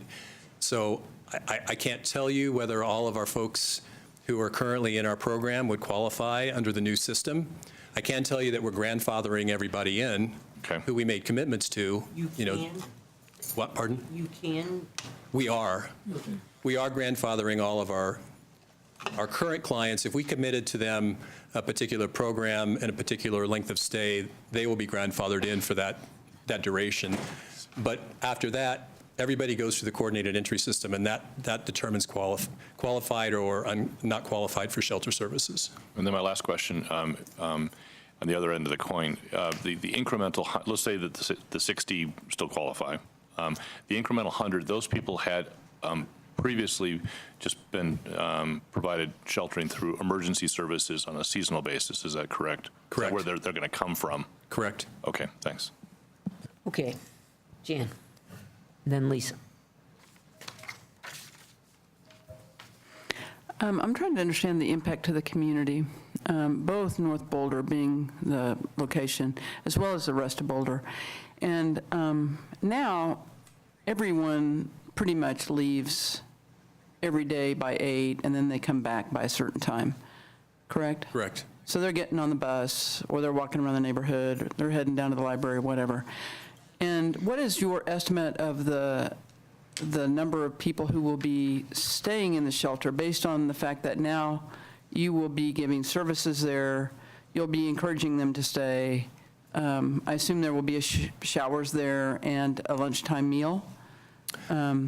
So will this kind of be like a home away from home until they exit? So there will be, I'm trying to figure out is if there's less wandering around town with the new program? I don't know. I don't know how many people will want to stay in the shelter every day, all day. I really don't know. There will be structure to the day for the people who do stay. And so some people may not want to sign up for that. I really don't know. The one thing I can say as far as the impact on the neighborhood, especially immediately around the shelter, is we anticipate that a lot of people are going to end up in navigation services who might have come to the shelter otherwise. So 2 years ago, we had 1,600 unique individuals come to the shelter. We're anticipating that number is going to drop dramatically because a lot of people will go to coordinated entry and they will be sent to navigation services instead of to the shelter. Did you say 216 or 260? How many? 1,600. Oh, 6. Whoa, sorry, thank you. 1,600 2 years ago came to the shelter. You know, this new strategy anticipates that number will drop dramatically. So a fewer number of people are going to come to the shelter to start with, which I think will have a positive impact on any negative impacts that we might have on the neighborhood. But to answer your question about how many people will stay during the day, I just don't know. We haven't ever done this before. But this is a really good solution for what has been, they've had to kind of travel around to get different services and that kind of thing. They would previously have to go somewhere else to get mental health services and somewhere else for lunch and somewhere else. And that is all going to be done on site if someone wants that. Is that correct? That's correct. We offer most of those services now, but arguably they'll be more accessible under the new system. Okay, thank you. We have Lisa, then Mary, then Aaron. Okay. First thing I was going to comment about the area of notification, but I am grateful that you've expanded it so that you've notified a lot more people than would be in that 600 radius, so that's good. Thank you. I wanted to know, for those people who aren't going through coordinated entry, will they, like right now, you can show up if you haven't stayed at night, or my understanding is, if you haven't stayed at night at the shelter, you can show up for breakfast and shower, is that correct, or? So we have what we call morning services right now, where people can come between 6 and 8 a.m. and get breakfast and take a shower and do their laundry. We've had those services for many years. And so what will happen with those services? Will those be cut, or will you still be open for people? I think that's going to depend on the feedback from the neighborhood.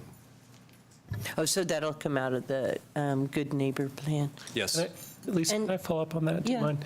So, and do we, the navigation center, might it take over those morning services? Has there been discussion about that? So I can answer that. So I think in this transition time, we were anticipating those services staying, and as the navigation center gets online and up and running, that there could be showers, lockers, those types of things at the navigation center for navigation center clients.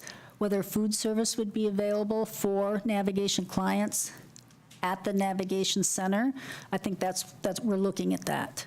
To be determined? Yep. Okay, but you would at least continue these services in the transition period, most likely? Again, I think that's part of our conversation with the neighborhood. Great, thanks. Lisa? So, thanks. So then I wanted to ask about this Neighborhood Shelter Action Group. And my understanding is, or what it read in the packet, was there's a maximum of 10, and that includes shelter board members, shelter staff, and neighborhood representatives? Correct. And so how many neighborhood representatives are in that group? Officially, I think we have 7 right now. Oh. And how many board members? I think there's two official board members. Sometimes more come to the meetings, but I think we have two official board members, myself, and I think there's 6 or 7 neighborhood folks who are officially on the committee. No, that's great. Okay, that's what I wanted to know. Mary? So Greg, previously with the lottery system, you would have how many beds available each evening? It would depend. It would depend on how many people we had in our transition program, because they had first priority. So we would know by 5 o'clock, or we would know by 2 years ago we ran the lottery. Last year we ran a reservation system. So last year what the requirement was, you called in by 10 o'clock. We ran a computer lottery, and then by noon we had posted the number of the names of people who had a bed for the night. So, and that was based on how many beds we had available on top of our transition program. So in the previous year, when you were running purely on the lottery system, about how many folks would you turn away? I mean, I realize it depended on the number of transitional beds, but on average, how many folks would you turn away? It varied dramatically from night to night, because we would overbook, like the airlines. We would overbook because some people wouldn't show every night, so we were always trying to maximize the use of our facility, but not knowing who was going to show up. Hopefully you didn't drag people out. No, but we had to give vouchers to Mexico a couple of times. No. I think the maximum number of people that we could not offer a reservation to was probably 20. And those folks, when they were turned away, were they provided transportation to Boho, or were they on their own to find their way somewhere else? Well, they weren't really turned away because they just didn't get a reservation. So they knew by noon they did not have a reservation at the shelter. No, I mean the previous year when you weren't doing the reservation. So 2 years ago, yes. We, for some period of time, we actually ran a bus. That didn't get utilized very much. So we've offered in the past, we've offered bus vouchers to people so that they could get back to Boho or go to some other place where they wanted to. But again, we stopped that over a year ago. Did you monitor at all if of those folks that did not have a bed, if they were, if they stayed around in the vicinity, in the neighborhood? We really don't have a way of knowing that. Okay. Okay, thank you. Aaron? Matt?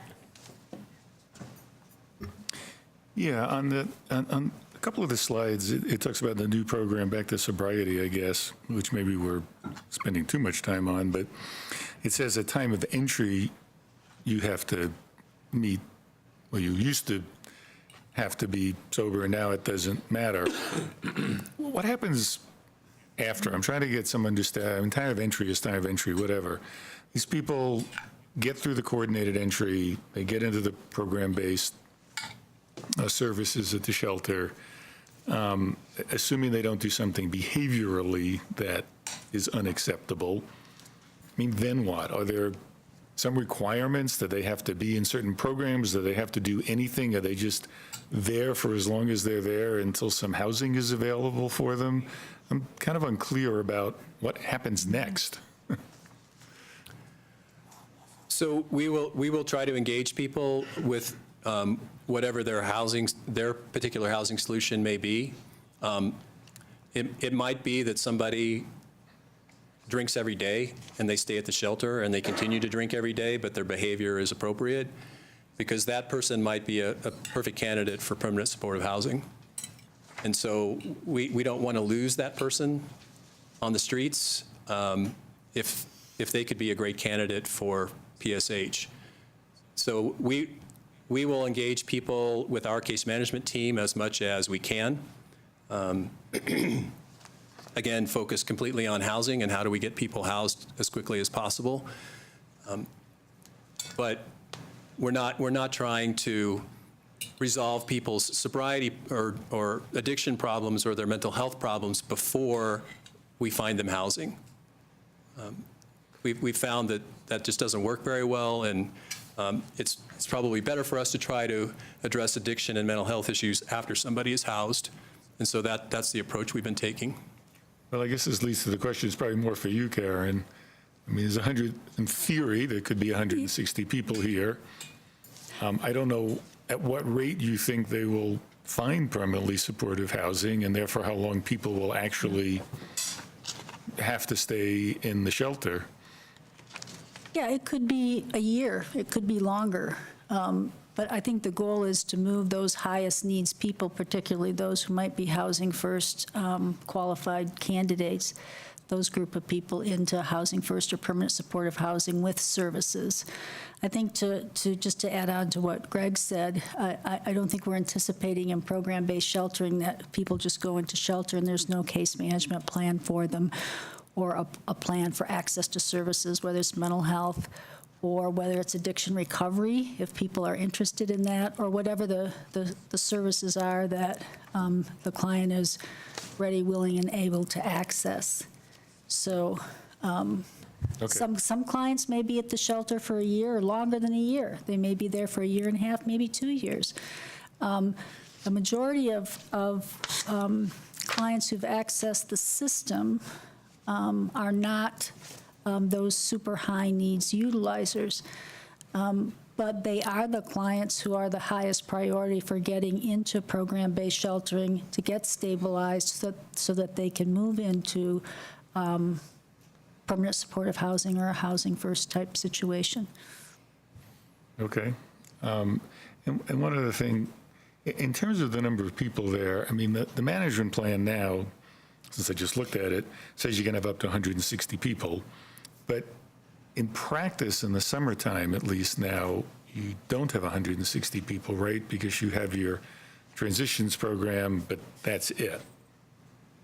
The last couple of summers, we've added some summer beds, we called them. But yes, we have been, at 60, 80, 100 people in the shelter during the summer, traditionally, up until now. Okay, so I mean, even though it doesn't require a management plan change, there's a potential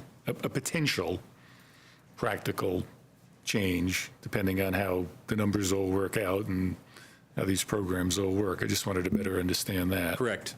Okay, thanks. We have Sam and then Andrew. Okay, I would like to ask about 3 very different subjects here.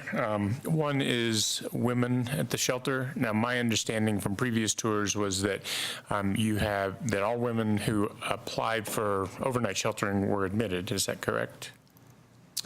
They got priority, yes. They got priority, okay. And didn't that effectively mean that you weren't turning women away?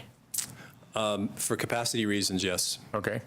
And did they have a separate facility that they slept in, a separate room within the facility, or was it segregated by gender? Yeah, we have 4 dorms at the shelter. So we have 2 men's dorms and 2 women's dorms.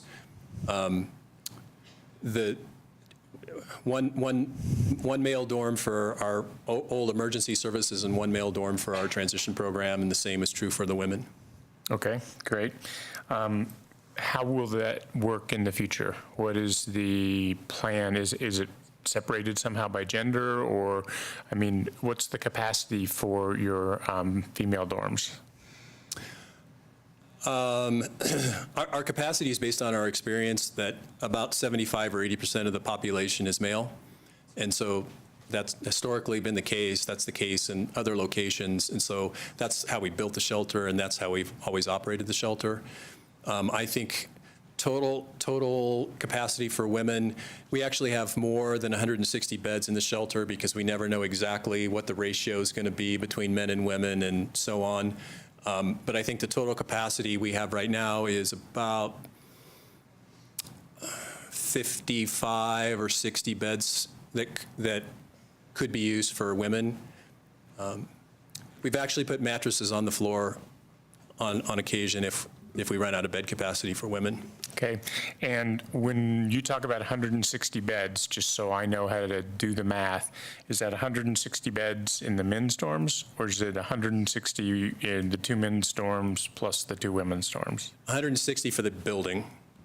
Okay, and so we can look at this as something like 100 beds for men that will be program beds. I'm just thinking forward to the program beds time, 100 for men and 60 for women. We have a total of 60 beds we can put women in, but they're often not full. It really depends on the ratio that happens to be there that night. So we could have 35 women, and if we have 35 women, then all the rest of the 160 beds are available for men. So it just. Do you move the beds out of the women's dorms? No, we have almost 200 beds, and people get shifted around just based on what the need is. I see. And some of those 200 beds are not deployed at any given time? Correct. Got it. So then I'll segue to families.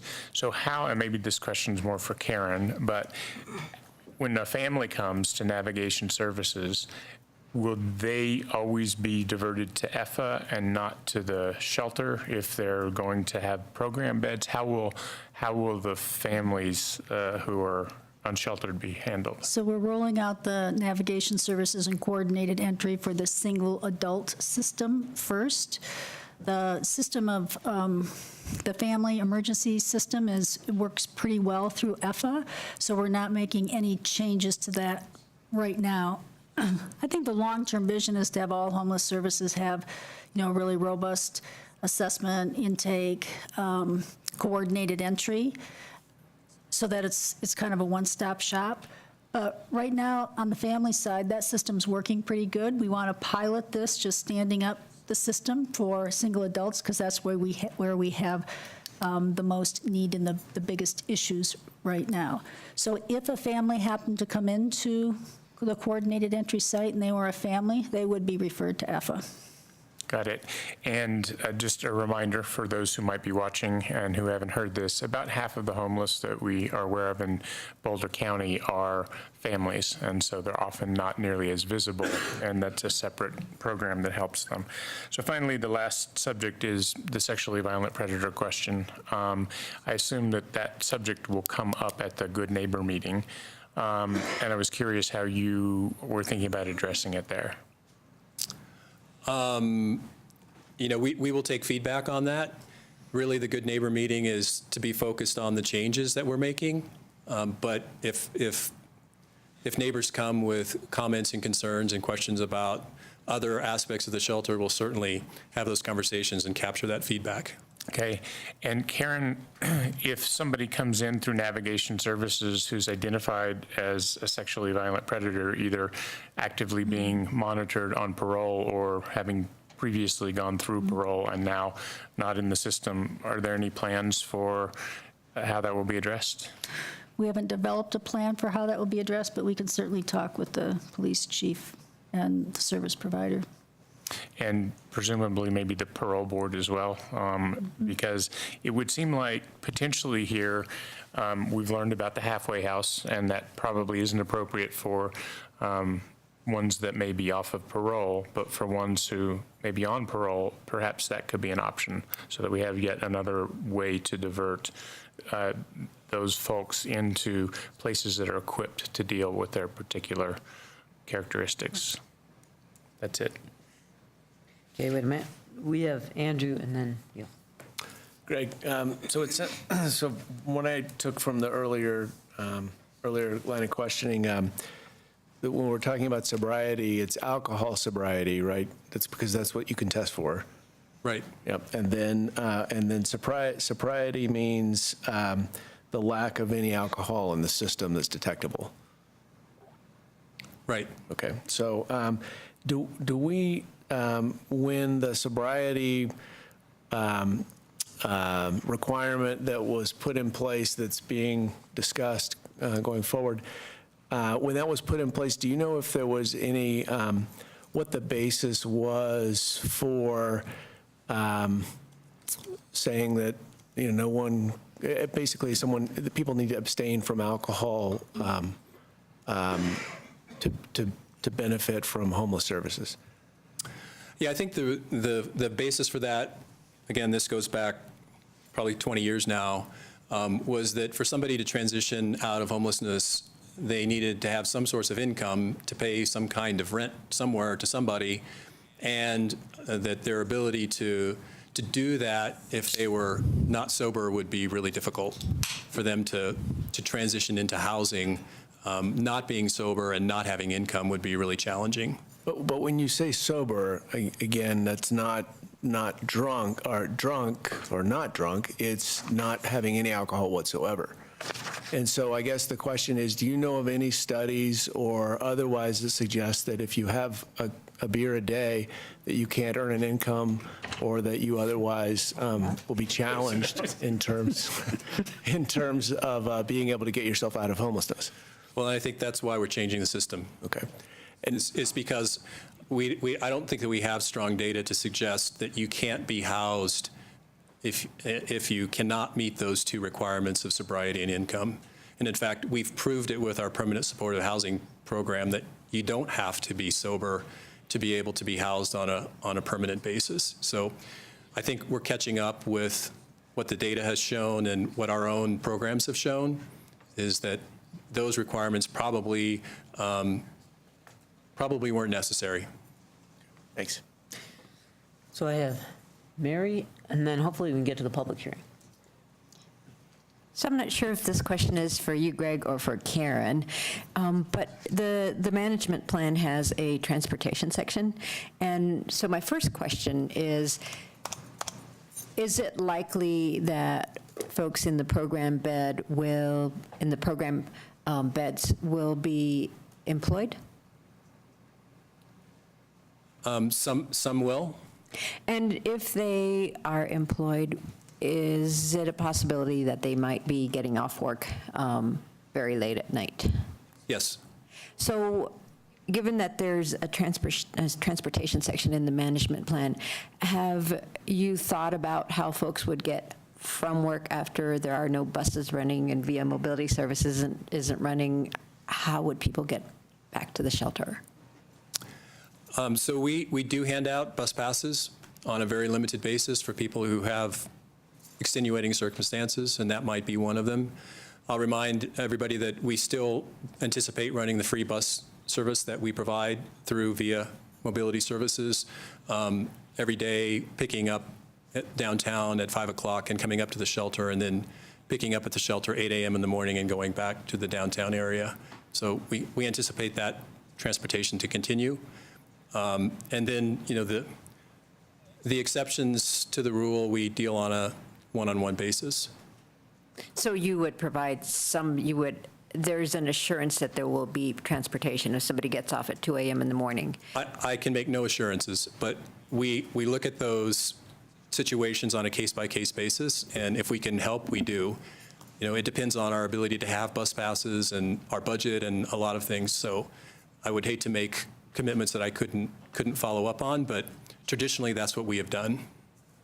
I think there's probably not that many clients who would be working and trying to get to the shelter after the bus service to North Boulder ends, but that probably is something that we could figure out with the shelter and make sure that. Yeah, I think that would be a good thing to have We can work a plan in place. We can work with the shelter on that issue. Thank you. Bob? Tom, this is probably a question for you.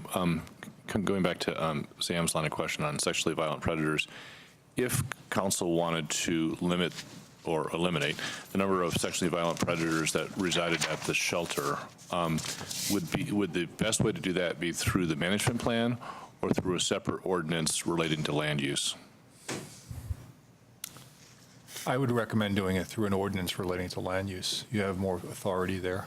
Great, thank you. Anything else? Greg, thanks so much. Why don't we move to the public hearing? It looks like we have 7 folks signed up. You'll each get 3 minutes. If you could start with your name and address, that would be great. And we will start with Michelle Stevens, followed by Burke Deaton. There it is. Hi, I'm Michelle Stevens. I'm at 1740 Yellow Pine Avenue.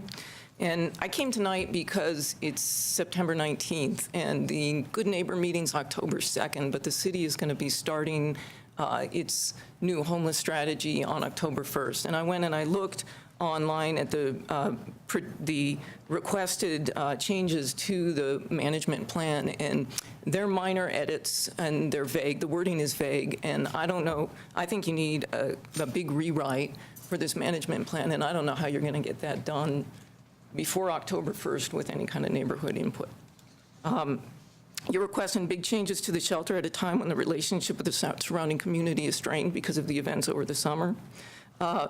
You're going to be sending high-need clients from all over the city up into North Boulder, and so you need to think about the transportation and how those things are going to get there.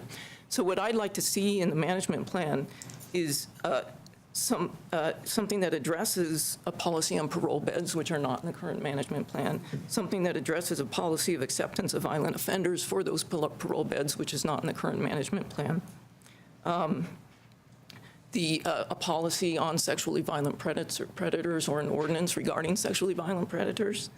I'd like to see some way to oversee the shelter so that the shelter is held accountable when it doesn't follow the management plan. It's currently not. There is nothing in the management plan about parole beds or summer bed program. Excuse me, if you want to agree, just do that, but please don't make noise. And we need a dispute resolution process that uses a neutral third party rather than requiring, as it is now, to go through 4 levels of resolution that are all controlled by the shelter. Okay, the plan also needs to be more specific on transportation. So the shelter's going to be providing long-term shelter for higher need individuals with increased hours of service and without a requirement to be clean and sober. So how are they going to get there? I don't think the skip is a good option. There are a lot of children who ride the skip, and putting somebody who's not required to be sober now next to them is not going to work. The management plan language as it sits needs to be rewritten. It's very vague. It says limited free skip tokens will be available to shelter residents. What does that mean? How many is that? How many free skip tokens are going to be given out? And it also says the shelter will provide shuttles and use mobility services, but again, it has no specifics. So really, the shelter's not going to be required to provide any kind of transportation. And finally, I'd say please consider the impact on the changes that you're already proposing will have on the neighborhood, and give us some kind of assurance that the shelter is not going to become the coordinated entry point because you're scrambling to find one. Thank you. Thank you, Michelle. Burke and then Patricia. Yeah, I'm Burke Deaton. I've been in Boulder this time for 20 years and another 4 years back at CU in the late 80s. I was homeless for 3 years, 10 years ago, including a year in the shelter, and I'm homeless this time for 14 months. I have a little unique perspective on a lot of the things regarding the homeless in Boulder, and now that Tom's passed, maybe you could use me. Some major concerns. Well, first of all, a few questions or a few things that came up earlier. The shelter, as far as ID, in order to get a TB card, you have to have ID. You have to have the TB card within 2 weeks. Last year, during the winter, we had up to 200 in the BOHO program and another 160 in the shelter. You can confirm that through people who worked at BOHO last year. The concerns regarding the shelter, let's see. Sorry. We are limited seriously in our speech. We have no right of appeal. I've been kicked out over the last year 8 times for various reasons, none of which were all that serious. We don't have a way to appeal. We are at the mercy of the people who work there. And if they develop any kind of personal grudge, we can easily be kicked out for a number of things. Including, for example, one of the more odd things was 2 black guys were calling each other the N-word, as they will do friendly, and they both got 90 days for that. That's one example. There's also guilt by association there, whereas if you sit down at the table and someone else is drinking, you get kicked out too. No right of appeal. We don't generally get intros to services there. The people who meet with us to admit us seem to be more concerned with other matters. And services I've received primarily through Bridge House and through Mental Health Partners and Boulder Mental Health prior to that.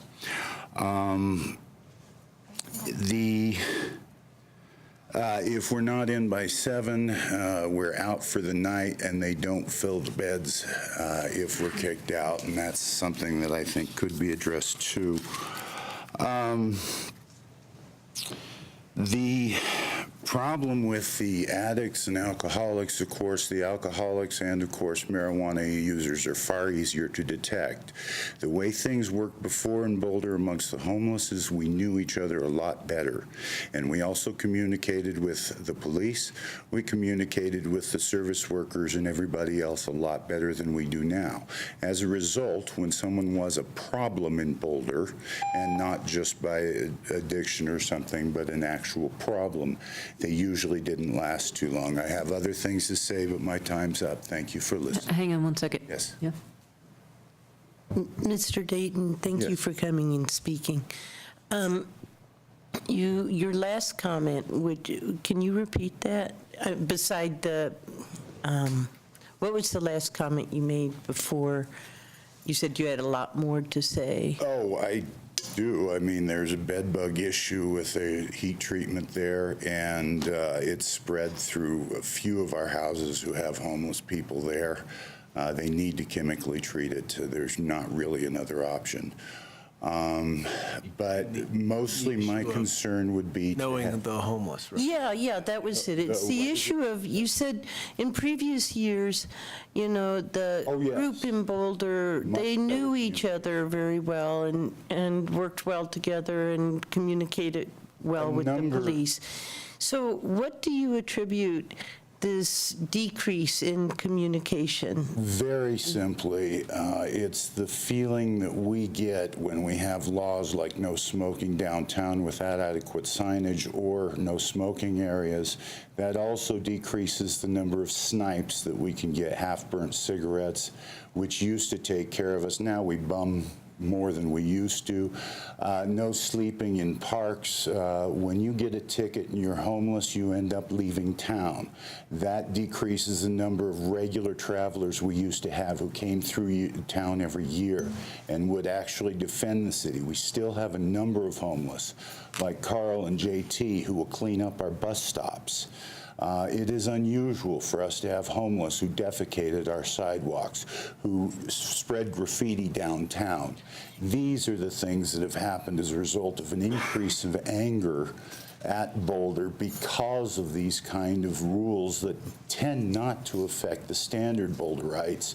But of course, since we're far more exposed and since we do more things in public always, we get the tickets. And when we get the tickets, those who have resources, the drug dealers and the groups of drugs, they tend to stay. They have a better stake than a lot of us. Me, myself, I'm here because it's my life. Boulder's all I've got. Well, thank you for coming and speaking. And if you have access to a computer, we'd be happy to hear more from you. I will, and I don't have anything real secret or major or anything else, but I did want to address those concerns. Thank you, sir. Just from your experience, do you see more numbers of people that are homeless today? This last year we did, simply because of Denver's bus, and we saw a lot more Denverites, and a lot of the people that we homeless who are around here regular don't care for. Okay. So, yeah. Thank you, sir. Patricia. And after Patricia, we have Michael Fitzgerald.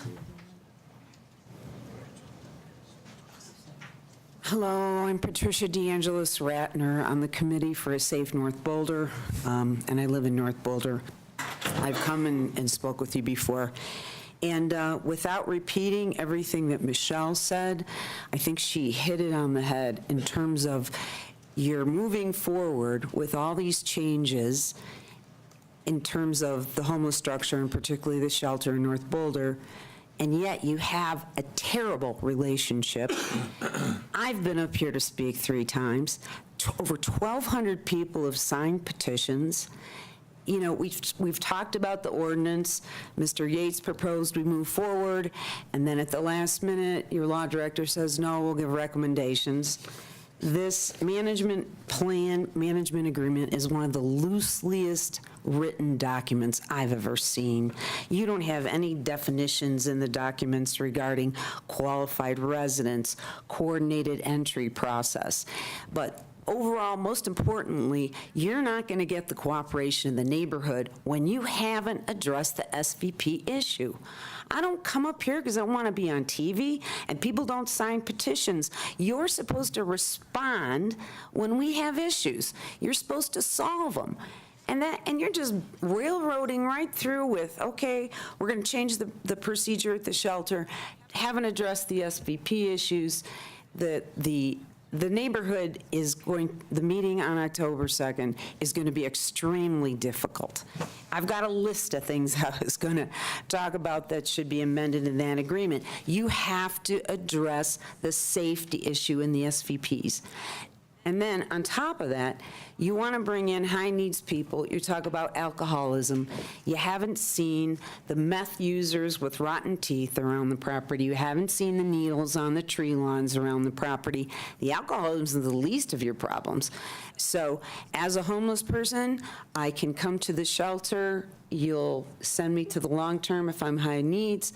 I can keep drinking, and then you're going to find me a home as well, and I'll have an apartment with a voucher, and I can continue drinking.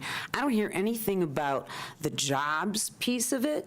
It seems to me if you can be accepted and given a bed and free room and board in a shelter, there should be a hard emphasis on jobs, them working, putting them in a program.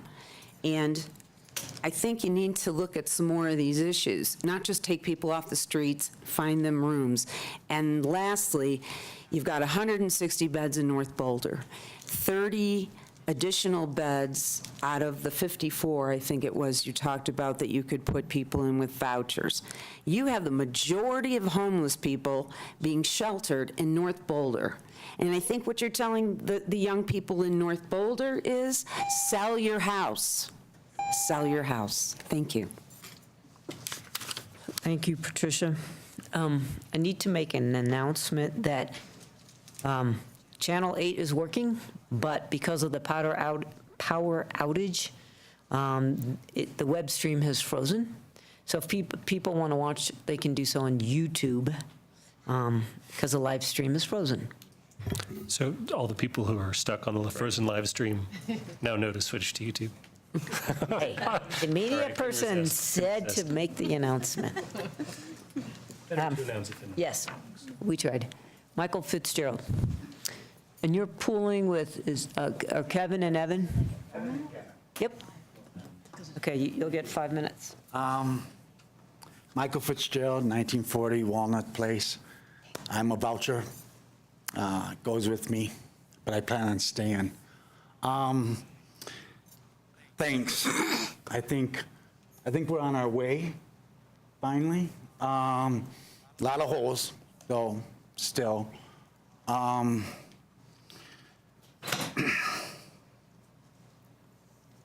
You know, I worry about not the people you're going to care for.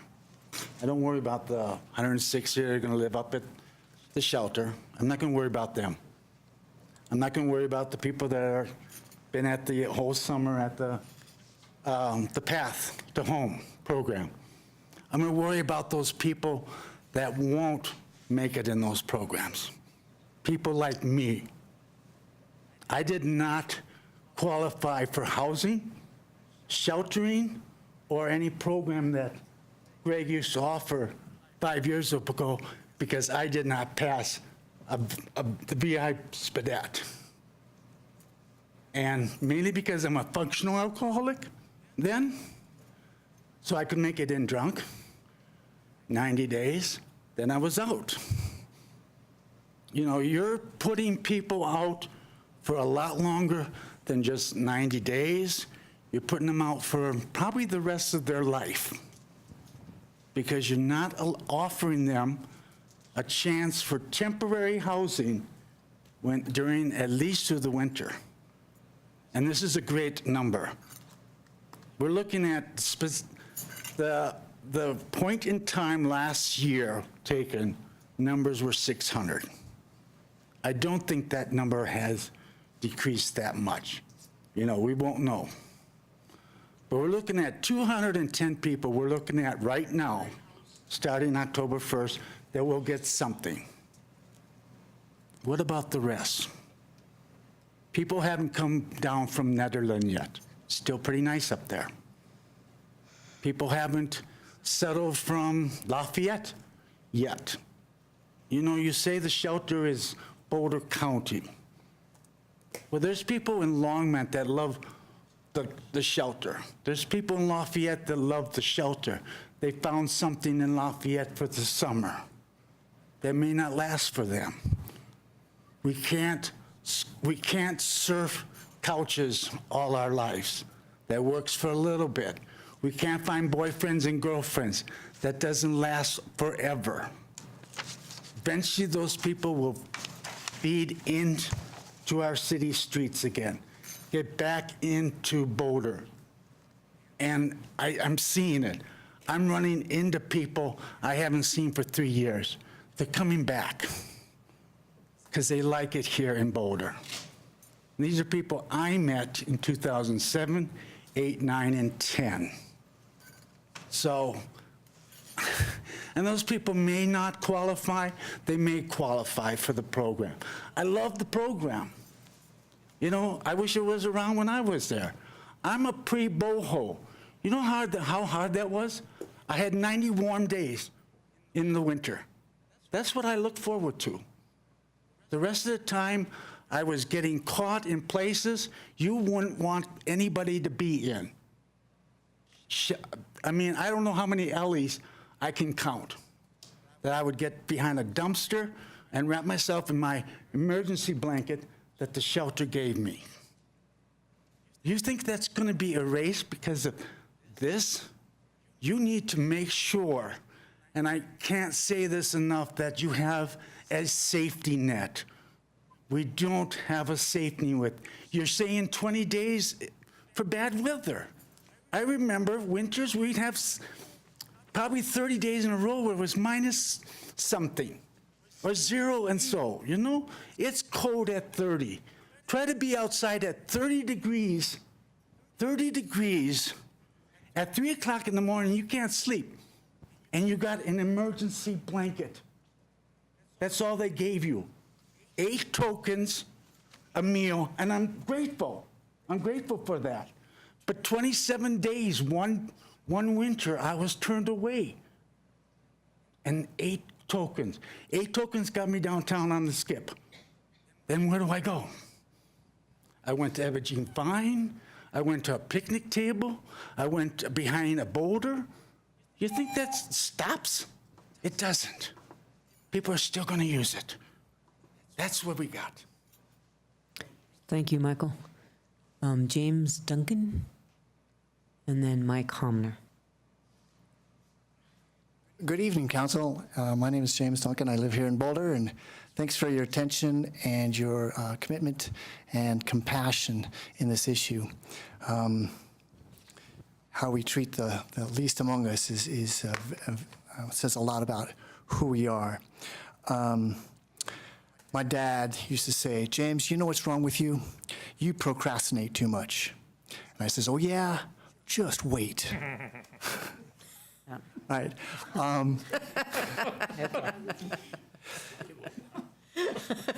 40 years ago, there was a democratic uprising. What I want to do is offer a little perspective. There was a democratic uprising, and to that, like the Lewis Powell memo was a response. Please look it up if you don't know about it. But part of that reaction from the business community was to try to control people. And one way they did that is to create shelters. Frank Morales was speaking about this, and he mentioned the Kerner Commission, where there's a difference between sheltering and housing. Right? If we would have had housing, which creates community, which creates democracy, we wouldn't be in this mess we are today trying to deal with this. So I just want to point that out, that it's sheltering. Tavis Smiley says, I'm with her, referring to Naomi Klein, who speaks about it's a systemic problem. 40 years, an attack on the public sector, and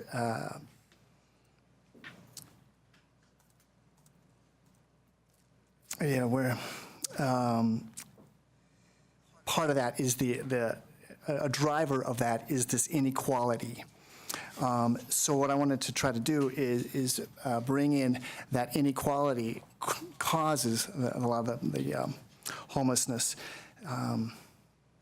Hold on. Yeah. I wanted to finish with a conclusion from a reversing inequality, if you will. It goes like this. Unleashing equality. The initiatives outlined in this report, which I can give to you, could change our current political economy in fundamental and beneficial ways, revolutionizing, for example, corporate structure and banking and finance, moving to an egalitarian society, one that healed the wounds of extreme inequality and exclusion, would itself help forge a new system. In a more egalitarian society where people are more economically secure, we can break free of the work and spend cycle, break free of exploitative bosses, right? And we could have an egalitarian American, which is fundamentally different. Thanks, folks. Yeah, thank you very much. Mike? And thanks for the joke. Yeah. And then Sarah Jane. How you folks doing? It's been a while. Mike Homner, North Boulder resident in the Holiday neighborhood right next to the shelter. I am absolutely astounded that we are hopefully going to use the shelter year-round. An empty building is an empty building, just like the hospital we should be using or any other municipality building that's not being used should be considered to be used to help the homeless over the winter time at least.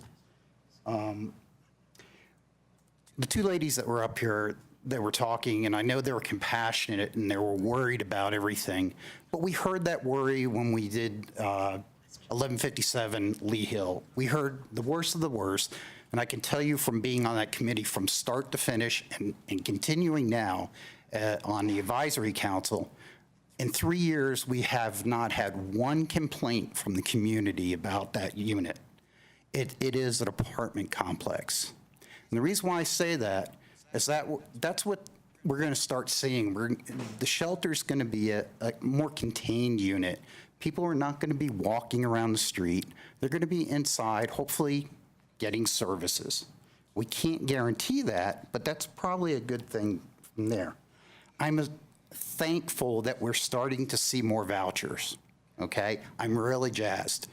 We saw the big number 52, but I think the hard number is 36 that we got to keep in our head.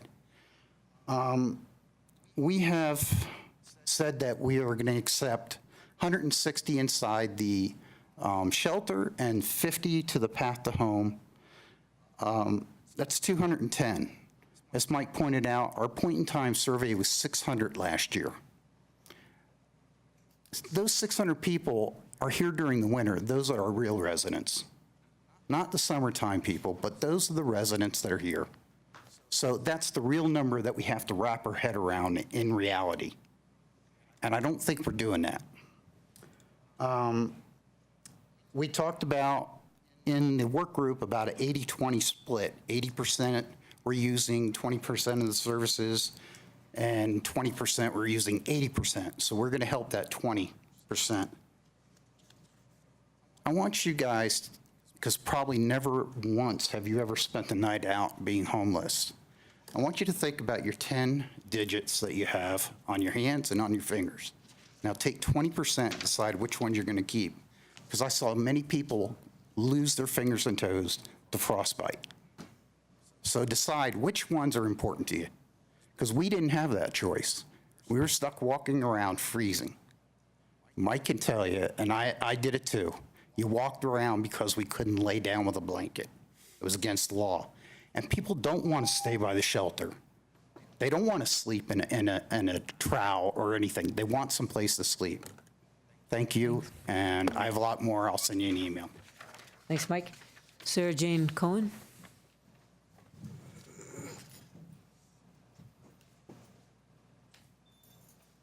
Hello, I'm back. I'm Sarah Jane Cohen. I live in North Boulder. I'm going to read what I want to say. Can you just grab the mic there? I don't want to miss anything.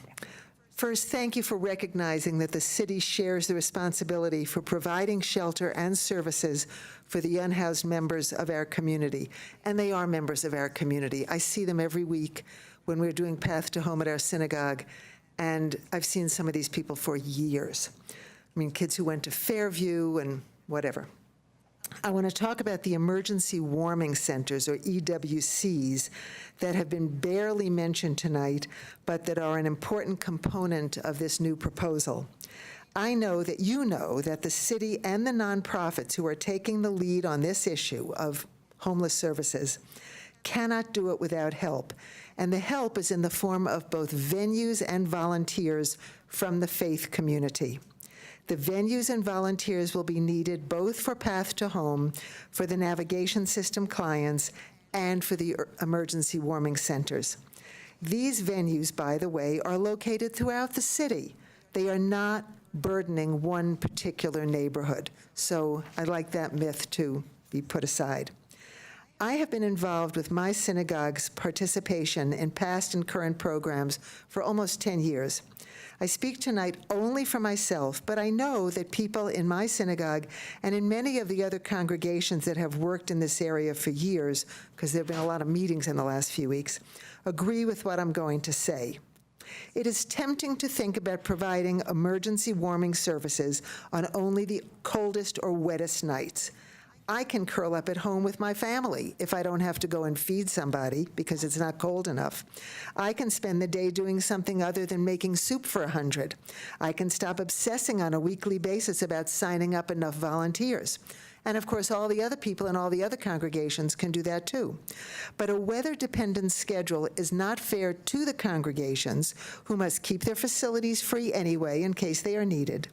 It is not fair to the volunteers, who must keep their calendars clear in case they are needed. It is not fair to the Bridge House staff, who need to know whether they will be working and getting paid so that they can manage their monthly budgets. It isn't fair to the staffs at the congregations who don't know if they're going to be working that night, setting up tables or whatever. And of course, it isn't fair to the guests who are trying to find a place to sleep. There is no place legal to sleep outdoors in Boulder. So what the heck are they going to do? and they can't tell the difference between a 32-degree night and a 33-degree night. Okay? In consideration of the faith communities and the nonprofits who are essential to implementing these proposals, you must approve emergency warming centers for every night. Please do that. Thank you. Thank you, Sarah Jane. Okay, so with that, we're going to close the public comment and turn back to council for discussion. Does anybody want to open up? Sam? I have some more questions, if we could do Okay. questions just briefly. I do as well. Okay. Karen, I was curious if we could hear from the Bridge House about, I have a couple questions that I'd like to ask. Sure.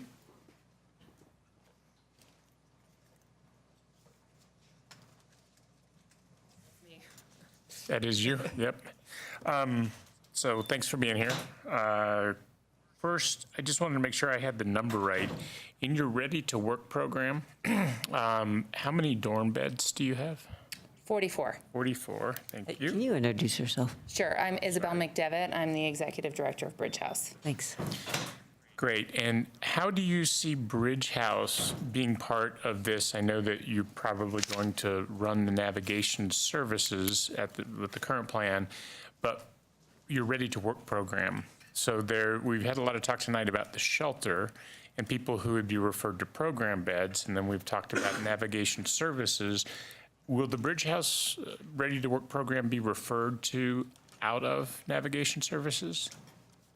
Yeah, so the way I think about it is coordinated entry and the screening tool is the overlay for the entire system.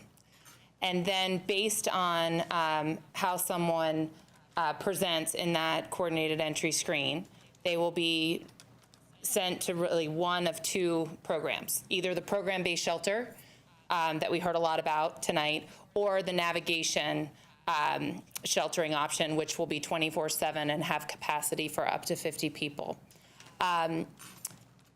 Much like the program-based shelter, the navigation plans will be really housing focused.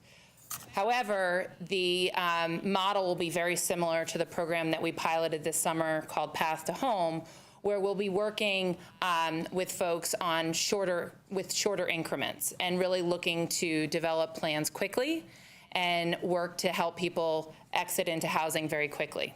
So the Ready to Work program, which provides housing, employment, and supportive services for 1 year, is really an exit.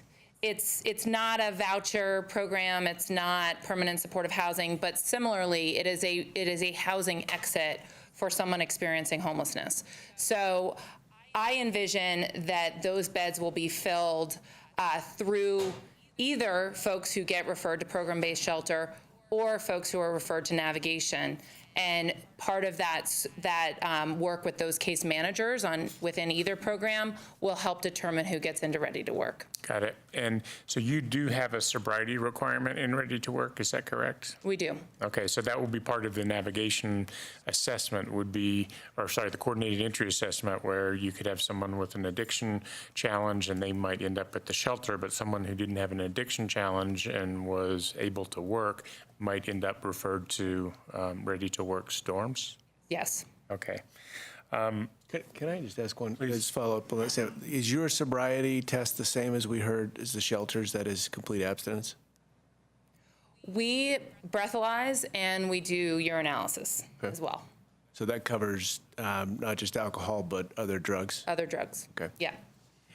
And is that just a periodic test, or do you do it every night, or what would trigger you to do a breathalyzer or urinalysis? We breathalyze every time people come in and out or come into the building, and the urinalysis is random. So sometimes it's 2 days in a row, sometimes it's once a week, but we keep it random. And I will say that the majority of our staff have certified addiction counselor credentials. Many of our staff worked for public health and the ARC before it was taken over by Mental Health Partners. So we have a strong emphasis on recovery and working with folks in addiction recovery services. So we have groups on site, we have one-on-one addiction counseling, and are really focused on helping people in their recovery. People do relapse, and we work with them to make sure that they're getting the proper treatment, but no one can be on our work crews or living in the house if they're going to jeopardize the sobriety of anybody else. Okay, got it. And then the last question I have for you is, what is your thought on the best way to provide the walk-up emergency services? So we've heard one idea from staff about it's a weather-based criteria to trigger that. What are your thoughts about that, about best practices around that in a climate like ours? Mm-hmm. Well, I think we've done a lot of work, with the homeless work group in the last year, but even before that, the Boulder Homeless Service Collaborative, which was, a discussion between the three primary providers of homeless services, the shelter, Bridge House, and Boho, really for 3.5 years prior to the work group, to really put a strong emphasis on trying to create a continuum of services that makes sense for the community, and most of all makes sense for folks experiencing homelessness. So I think we're making a ton of changes this season, and I think they're all really positive. I mean, the idea that we will have 210 beds, and the navigation, they won't quite be beds, but they will be safe and legal places to sleep, coupled with services. The fact that we will have 210, 365 days a year with 24/7 access is a huge influx to the system. I mean, I know we still have to go through a process, but that is the intent of the plan, and that's really exciting. However, there will be people who either don't know about those services before it's too late and it's freezing cold, or we will have some limitations on our capacity to screen everyone in a quick way. So I think we have to be thinking about how we would manage overflow for that system in a safe and humane way, but also tie it to the system. So I think that there's a compromise to be considered where we listen to the faith communities who I think are assumed to potentially provide that overflow space about how it would fit into their space needs and have more of a regular schedule than just a National Weather Service warning. I think we have to look at really the realities of what it's like to be out in the cold weather, even if it's not, a blizzard. And I then think we have to be realistic about how we bring folks into the system intentionally, even if we allow for emergency weather walk-up.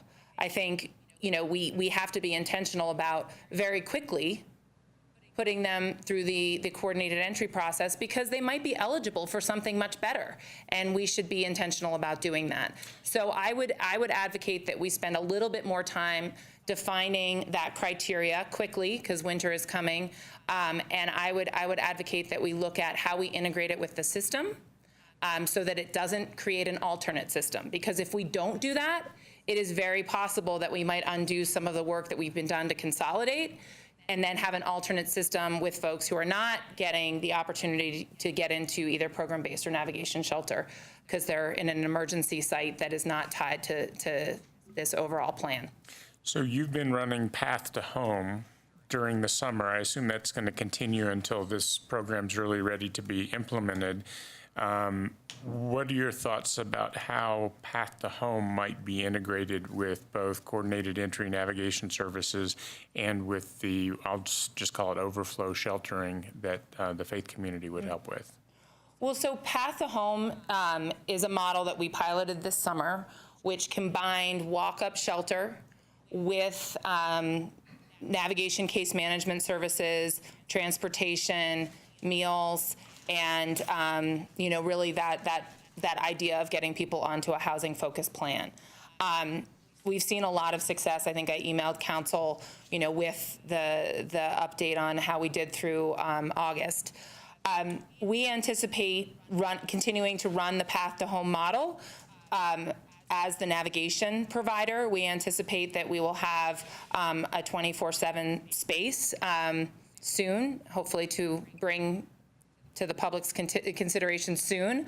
But in the meantime, we're very grateful that our faith partners are considering, allowing us to maintain our current presence, which is basically 7 p.m. to 10 a.m. each day for those services. And then we hope to integrate coordinated entry staff into the Path to Home model.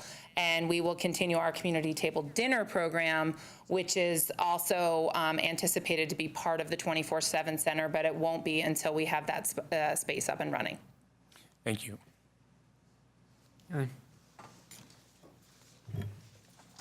Thanks, Isabel. And I had a question on the coordinated entry intake site. Is that anticipated to be at the navigation center? Yes.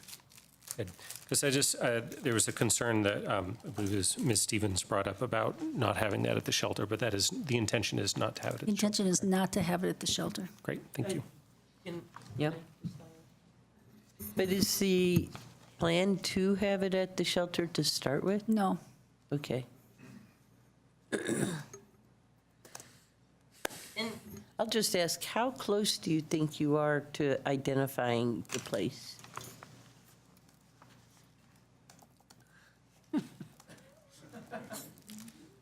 Close. Okay. But of course, until you identify it, you're not close enough, right? Right.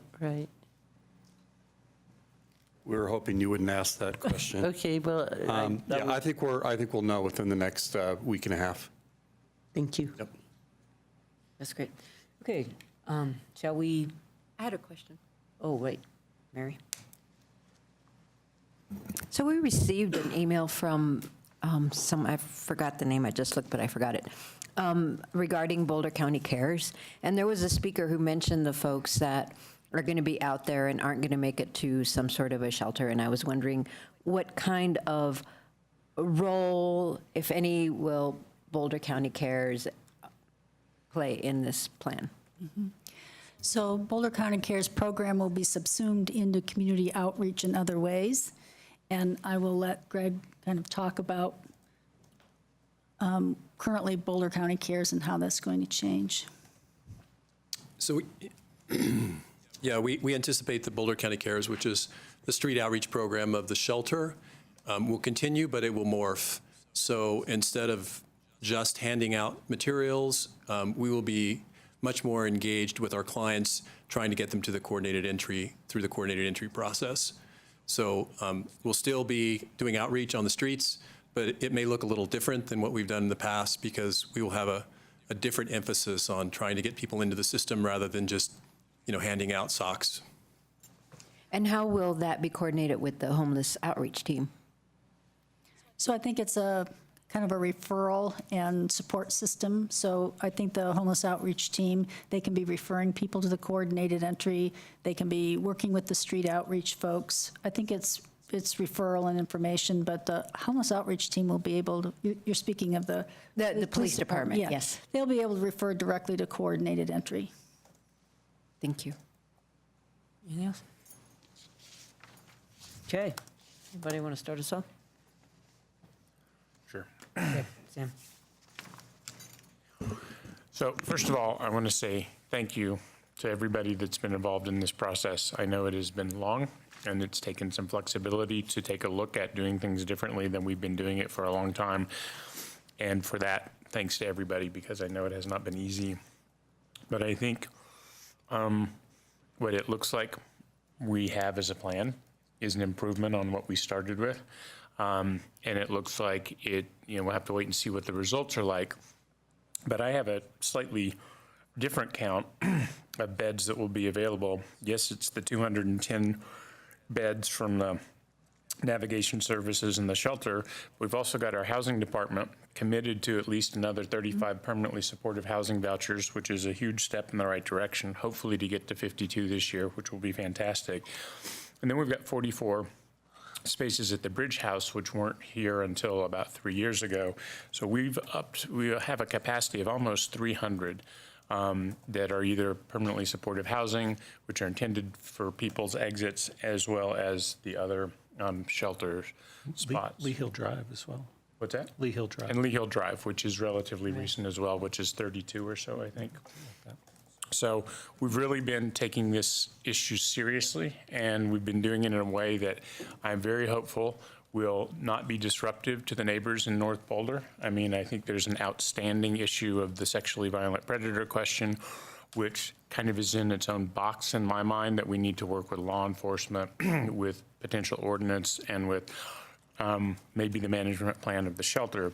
But outside of that, I'm hopeful that the program beds will have people who are focused on exits. That's the intention. They're folks that we can coordinate care closely there. And they're folks that won't be told that they need to leave early in the morning. They'll have the opportunity to stay in. So it's my hope that the clientele change in North Boulder generally is an improvement. As we heard from the director of the shelter, there will be a lot fewer walk-up clients. Those folks are going to be intended to go through coordinated intake. So that alone might reduce some of the impacts in North Boulder. I also want to point out that some of these are being spread around. So the navigation services, the 50 beds there, will not be in North Boulder. The permanently supportive housing voucher beds will mostly not be in North Boulder. And the Bridge House facility is not in North Boulder. So I think we're trying also to be equitable with where the services are provided. So I'm going to be happy to support the motion to amend the management plan of the shelter, which is what the subject here really is about. But you got to have all that context to know if the management plan is going to work. I think some of the feedback we've heard from the community about maybe a little bit more crispness in the management plan, a little more specificity, and perhaps a little bit more about how, arbitration can be managed, so that if there are issues, that the community feels like there's a process that maybe involves a third party and the city.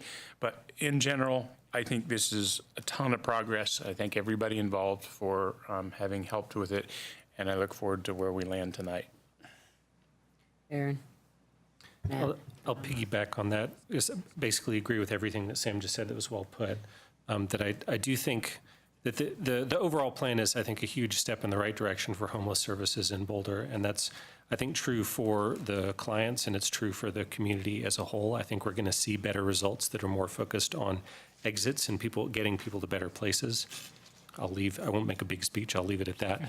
But I am a neighbor of the shelter. I live about 5 blocks away. And so the daily migrations of folks to and from the shelter are part of my daily reality. That's my neighborhood. I'm walking through there all the time. And I find it manageable personally, but I understand that there are some impacts, and they can be occasionally difficult to cope with.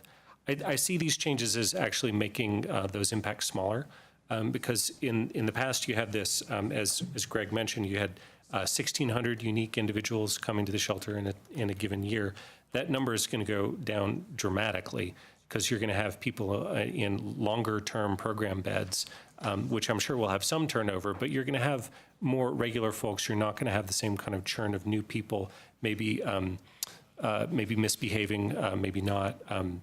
And I think you're also, by allowing people to stay there during the day, sometimes you're going to change the migration as well, because typically there's a big group of people heading downtown and heading back up, and I think you'll see a lot more of that spread out. So I personally, I'm guessing that these changes will be a positive one in terms of neighborhood impacts. You do lose the sobriety requirement, but as we've been hearing, that's a best practice in terms of getting people off the streets and into a more permanent placement where they can be safe and they can be functioning members of society, and they can, hold down a job potentially, even if they have had a couple of drinks that day, which is something that many people in our community do. To follow up, I wanted to emphasize what Sam said about the crispness of the management plan. I thought that was well put. That I think some additional specificity in the management plan, I think, would be helpful. Again, Ms. Stevens mentioned about the shuttle. There is a mention of the shuttle in the plan, but not how often it runs or in what kind of time frames. And some specifics around that could be helpful. I would I think it's really important that the neighborhood meeting on October 2nd is one where there's an honest exchange with the community, so we have a couple of particularly large things, of larger issues that we're addressing here in our recommendation, but there are a lot of details in how those might be implemented and in the management plan as a whole. I think it's really important that the shelter and the city be open to hearing feedback from the community about their desires around ways that the management plan could be tweaked to improve how the shelter works with its neighbors. So I think that's very important for that meeting. I'll be there. I'm sure some other council members will be as well. The one other thing I wanted to bring up was to come back to the issue of the sexually violent predators, which Sam also brought up. I think it's worth considering writing into the management plan that SVPs would not be accepted at the shelter. And I say that in the context of that right now that I think as of today, all the SVPs in town are at the shelter at the moment. I think there's a disproportionate impact because of that. And we do have there are various other sheltering options in town. And particularly the navigation and the emergency beds provide some short-term options, and there are other permanent supportive housing options available. But currently there's, like I say, a disproportionate impact. So I think that should be considered as part of the management plan revision. Can I ask, can you say when and where the Good Neighbor meeting is going to be? Yeah, that's October 2nd at Shining Mountain Waldorf School from 5:30 p.m. to 7:30 p.m. Thanks for asking. Yeah. Okay, we have Matt, then me, then Mary, and then Andrew. Okay. Yeah, so almost entirely agreement with Sam and Aaron. I'm not going to nitpick over a few differences. Sam, in terms of numbers, and it's not a matter of kind of tooting our own horn here, but I do think we continually understate the effort we make, because not only with all the units you noted, but there's all the work EFA does, and we provide a lot of money into that, as well as other services. Frankly, there's all of the affordable housing we've created, which keeps people from becoming homeless, which should not be underestimated. That is, after all, the goal. It's not for them to be homeless and then help them. It's to keep them from becoming homeless in the first place. And while it's hard to count that or enumerate that, it's also impossible that can't be making a very substantial difference. That doesn't mean that, the whole problem's solved, but I think Boulder does its part. And as a number of us have noted, it would be very nice if the rest of the county, and in particular the rest of the region, stepped up and did its part anywhere near as much as we did, because I think that would change things substantially. The supposed 600 count or whatever it is most certainly includes substantial numbers of people who are from outside of Boulder County and frankly outside of the Denver metro area and from other states and so on. And it's just really hard to solve all of those problems. I don't think it's possible. But I think what we're trying to accomplish here is a great start. The only thing I'd say about the management plan, which is really what's in front of us, is I agreed with what you two guys said in general. I'm not so sure about the sexually violent predators. I agree there's probably too many at the shelter, but I don't think going to zero is the answer. I think we need a smarter approach to that. But the one thing that jumped out at me, especially if it's going to go to 160 year-round and it's going to go to access during the day, is the question of morning services, especially walk-up. And I don't think the shelter's the right place for that. That probably should be co-located with navigation, frankly, because I really do think you need to limit this. It should be for the people who are the 50 or so who are part of the navigation services, not everybody and anybody, because I think what we're trying to do is make sure that people have gone through the system and we have some coordination here. But whether or not council goes that route, I think that's a key piece of the shelter, because there's a fundamental difference between those types of services and the permanently supportive housing up there, the program beds, in terms of, are they walk-up, are there people who are there for a longer term, are there people who have been through the coordinated entry or not? And I don't know that we want to mix that on one site. I mean, I don't know for sure, honestly, and this needs to go through the Good Neighbor meeting, and some smart people need to think about this, but that's the one part that is not really in front of us, which is fair enough for now, but I think that needs some more work, and my preference would probably be not to have it up there. Okay, I'm going to jump in. All that the three of you have said, I tend to agree with. I'm glad that we live in a community that prioritizes taking care of folks that are so vulnerable and experiencing homelessness. I think that's the right thing to do, and I really appreciate all of the thought and hard work that the Homeless Working Group has put into really revamping the homeless strategy. And I think this new strategy that really emphasizes investing in getting people up and out of homelessness rather than just on emergency shelter is the right way to go. I also think that the shelter is a community asset, and we should figure out how to make the most of it. And these recommended changes, to me, make good sense in terms of really utilizing that resource year-round. The other part of that, though, is hearing loud and clear from people, especially in North Boulder, about the impacts they're experiencing, some of the fears they have around kids and traveling on the buses and bus stops, and I hear that from folks, and I think we need to be cognizant of that.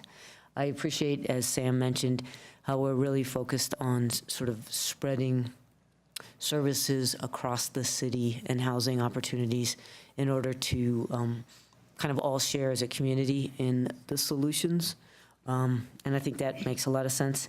I agree with what Matt was saying about that, at least unless somebody convinces me otherwise, it makes sense to me that morning services not also be at the shelter, again, so that we can disperse some of the concentration of impacts that people experience.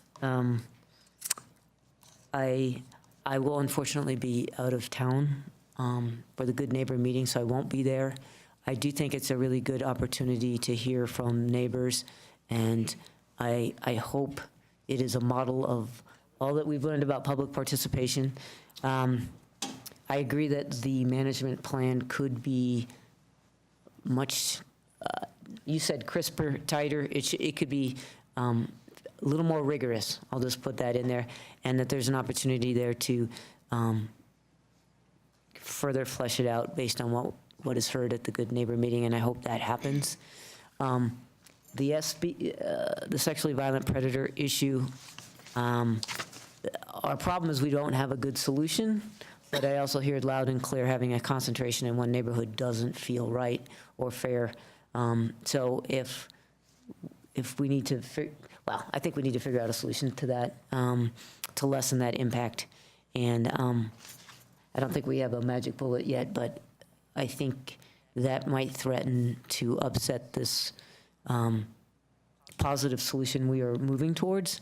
So if it's not worth upsetting the possibility of a solution that the neighborhood would embrace. So if we need to address SVPs and figure something out, another place to direct them, then we should do that. And maybe this conversation is the place to do that.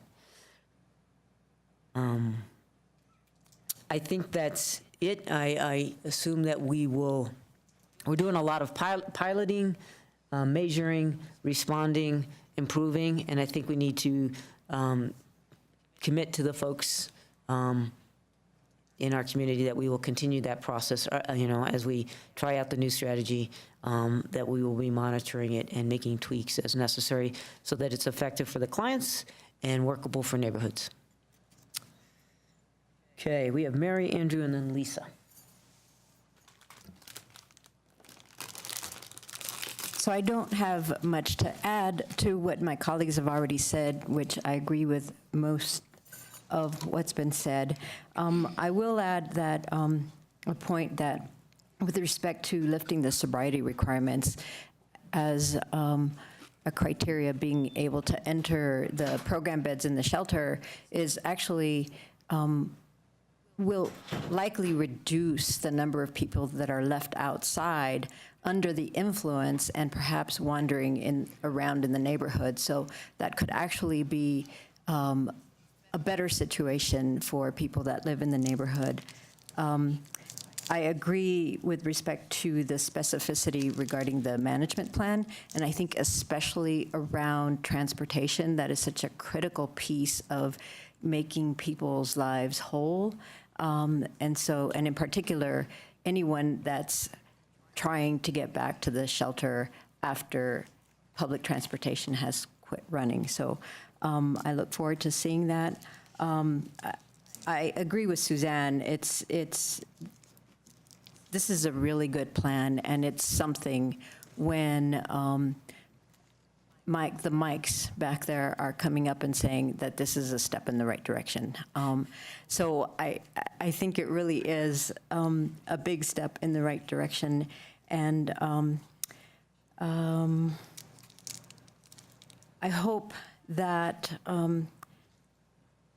at the Good Neighbor meeting at which I will be at, the community comes with an open mind, ready to offer some constructive criticisms and some constructive ways in which we can improve upon what is in draft form right now.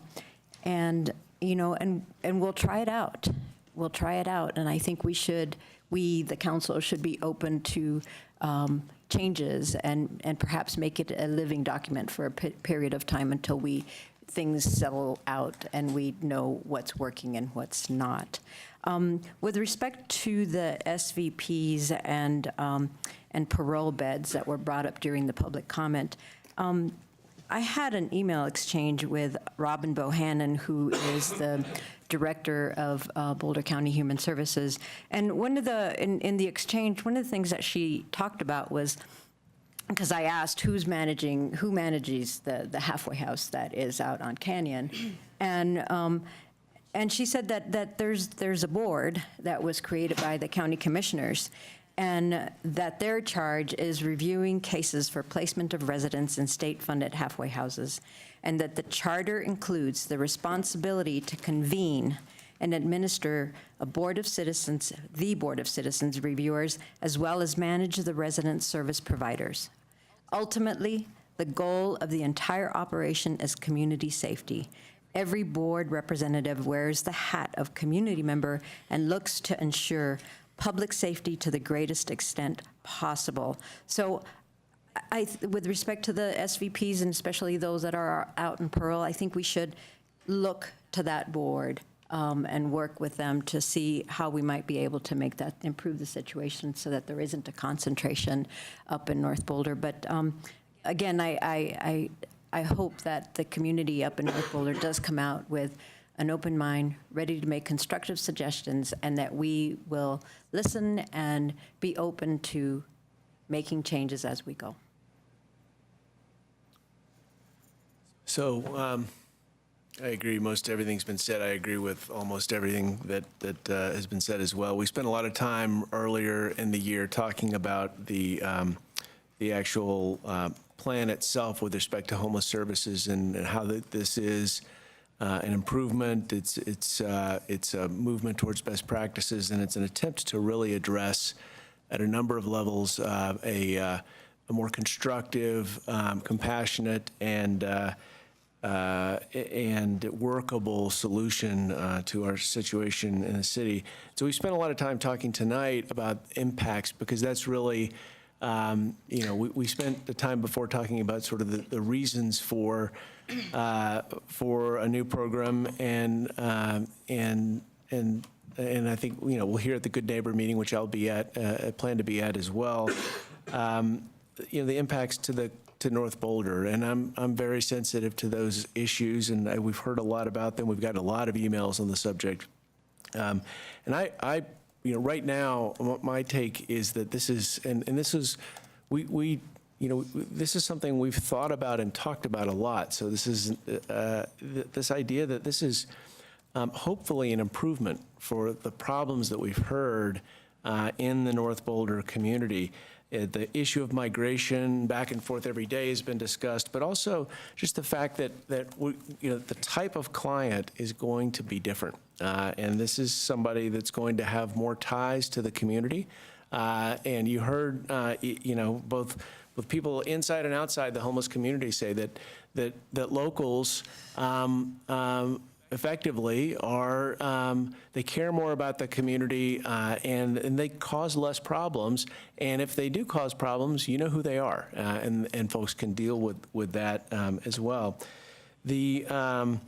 And the types of people we're talking about and the types of program we're talking about, I think creates a motivation for people to pull themselves out, do their best, as opposed to being sort of an attractant for travelers and other kinds of things that we often hear about. And I agree as well with Matt, and I think others have chimed in on this with respect to the morning services issue, and I think that will further address the character or the type of client that's traveling to North Boulder every day. I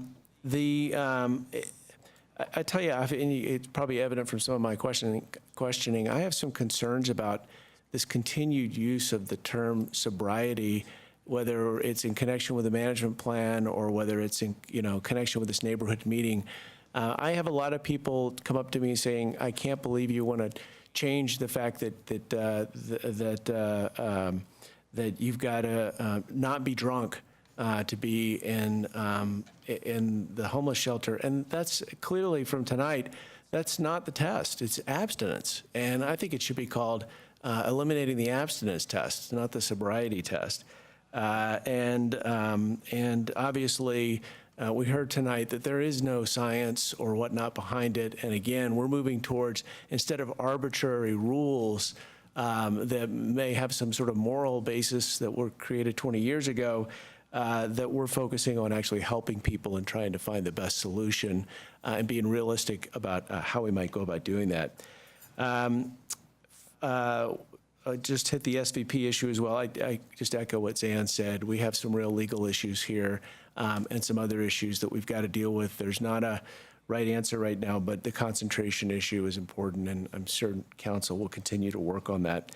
And finally, I just want to extend the thank you again. Sam did it, but I want to thank you to both the shelter and to Bridge House in particular for all of the work. This has been a tremendous amount of work, and over time, Bridge House really stepped up to the plate this summer, and I really appreciate that effort.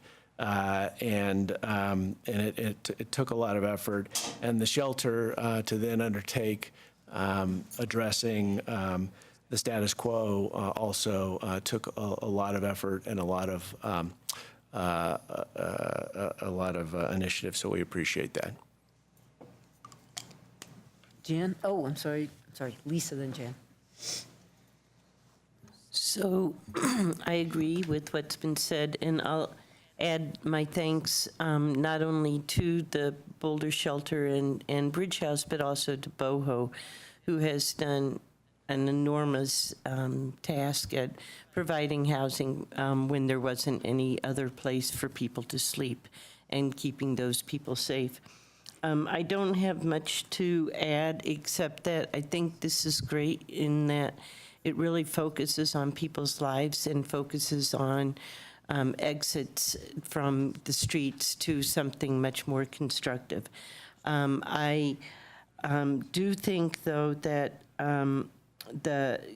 the management plan, it does need to be a document that is crisp and specific and is predictable so that people know exactly when things are happening and when things aren't. We've gotten a few emails from people about how they would revise some of the management plan, and I've been asking them, have you been to any Good Neighbor meetings? And I've been told now by a couple people that there haven't been any since I moved here 5 years ago. So I think it's really important that we keep communication up and going. I think the more people can understand people from the other side, that helps in communication and just understanding. I think we need to make sure that the public is involved in the dialogue and does have a way to appeal different decisions.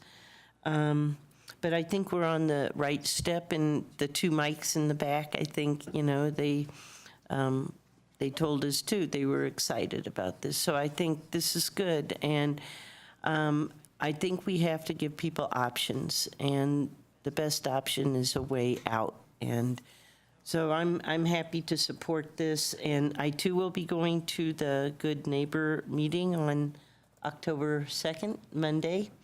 And I do encourage people to be involved and really try to have a dialogue and communicate. And we're all trying to work towards a good outcome for everybody.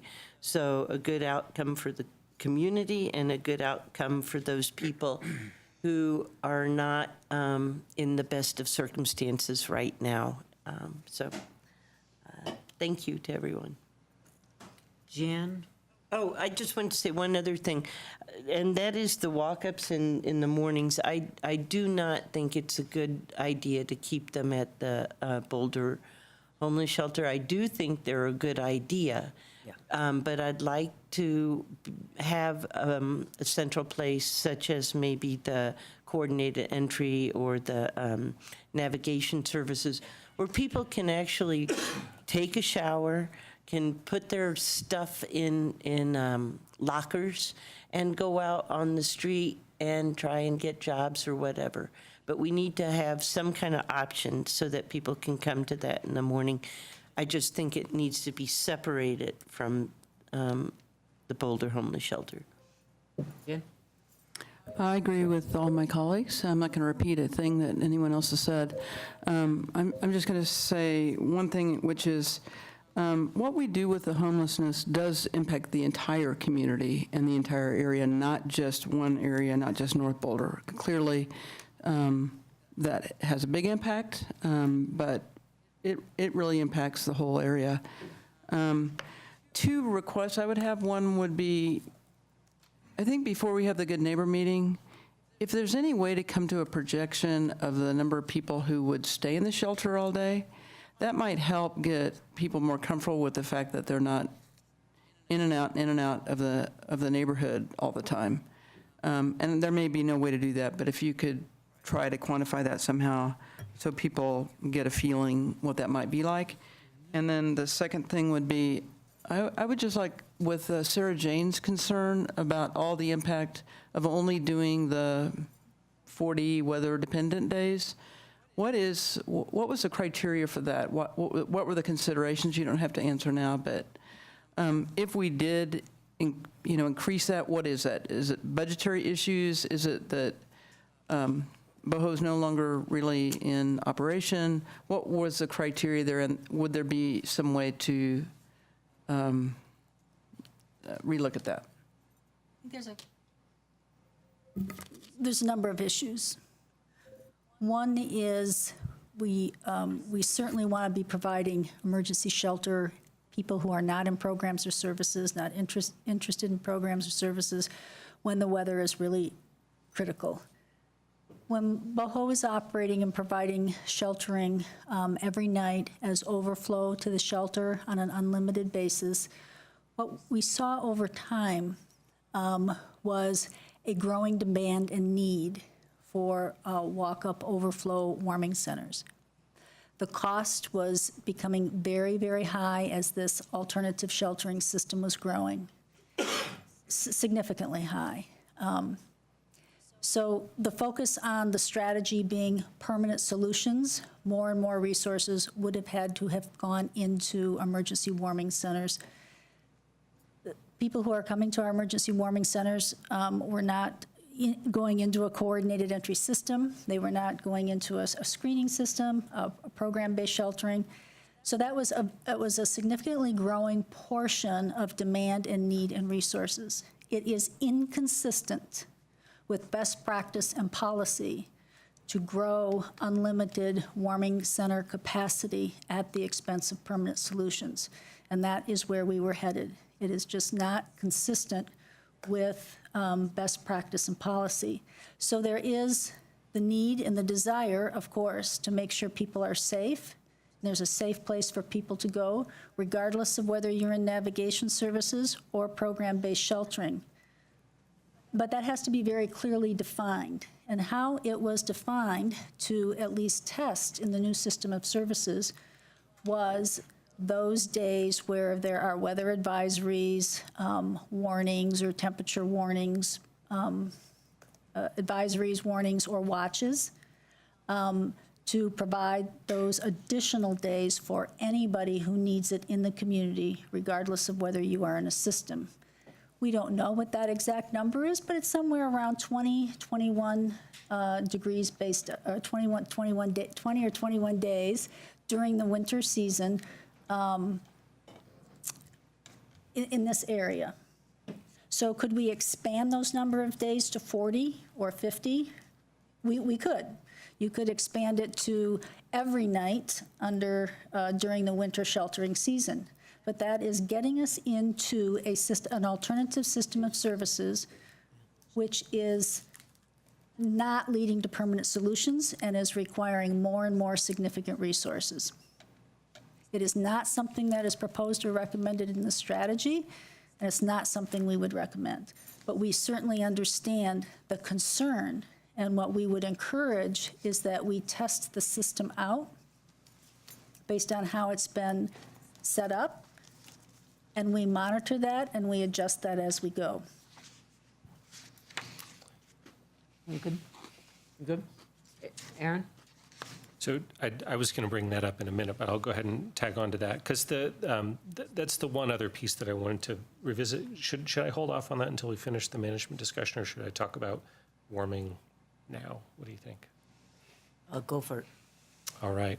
Well, just when the last time when we discussed this, my memory is that council expressed a feeling that the 20 days was not the right number, that we needed some additional numbers, but that hopefully that it could be based on threats to human health. And in our memo tonight, there was no such information. It was said that impacts to human health vary based on weather conditions.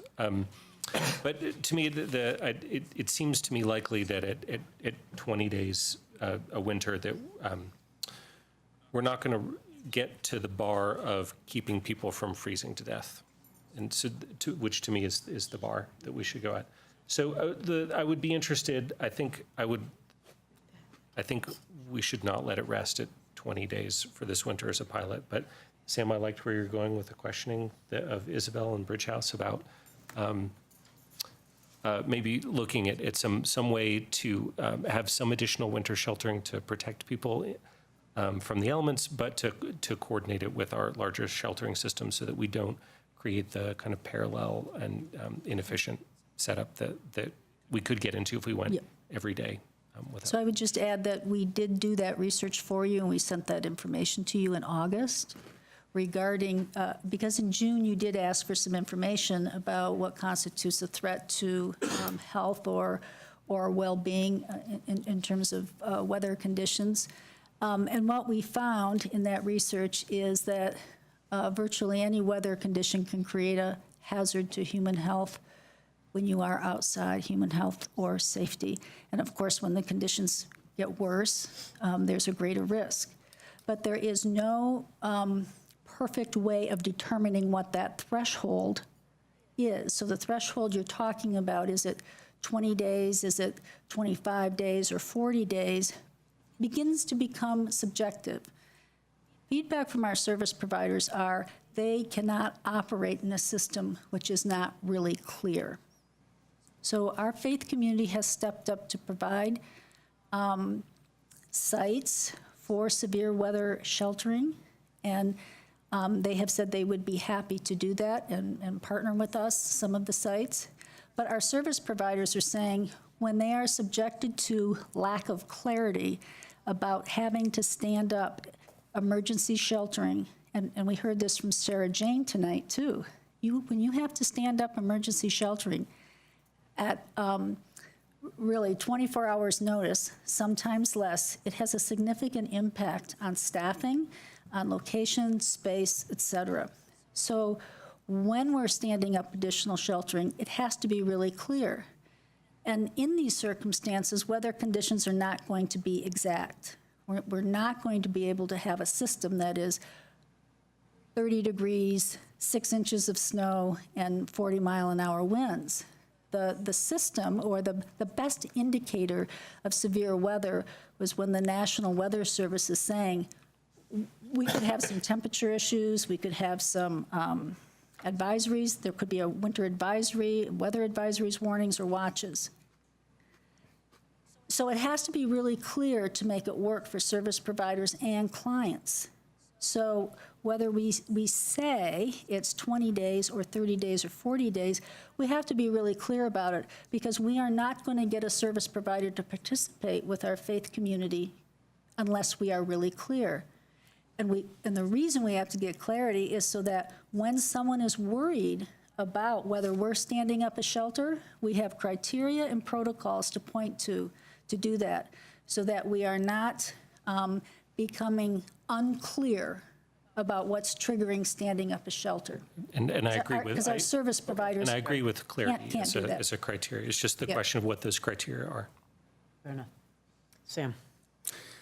So I'm going to put a motion on the table. I move that City Council requests the Boulder Shelter for the Homeless to amend its management plan to allow day sheltering and year-round sheltering for qualified clients to implement the City of Boulder Homeless Strategy.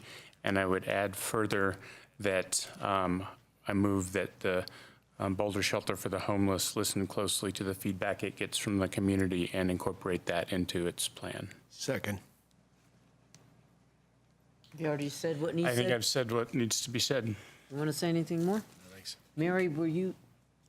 Oh, okay, I wasn't sure. No, I was gonna put a motion on the table, Oh, but Sam had beaten you to it. Can I Okay. throw in one more second, or Yep. not second, but thank you, which is to the faith communities that have stepped up for the sheltering over the years with Boho, and then over this summer with Path to Home, and who continue to do so. I was at the Lemon Tree Unity Walk on Sunday, and that included Congregation Har Hashem and Atonement Lutheran. I heard a lot of passion from congregation members at both locations about their support for these services. Also St. Andrews and Boulder Mennonite. So thank you to all of those communities who've done such great work. And I do have one more thing that I want to say. Of course, thank you to all who have been thanked tonight. But I want to add that I agree completely with Aaron. Clarity is important, but that doesn't just mean the weather warnings. We could have some other definitions in there that are objective and clear and that we understand. So I think we need to have an open mind about that and talk a little more about it. So I think that we can adjust as we go, but I just want to reinforce Aaron's points there. Thanks. I would agree with that. But got your point about clarity. Yep. Final word? final word. I wanted to also thank housing staff for the tremendous effort and number of units and being so far ahead of the goal.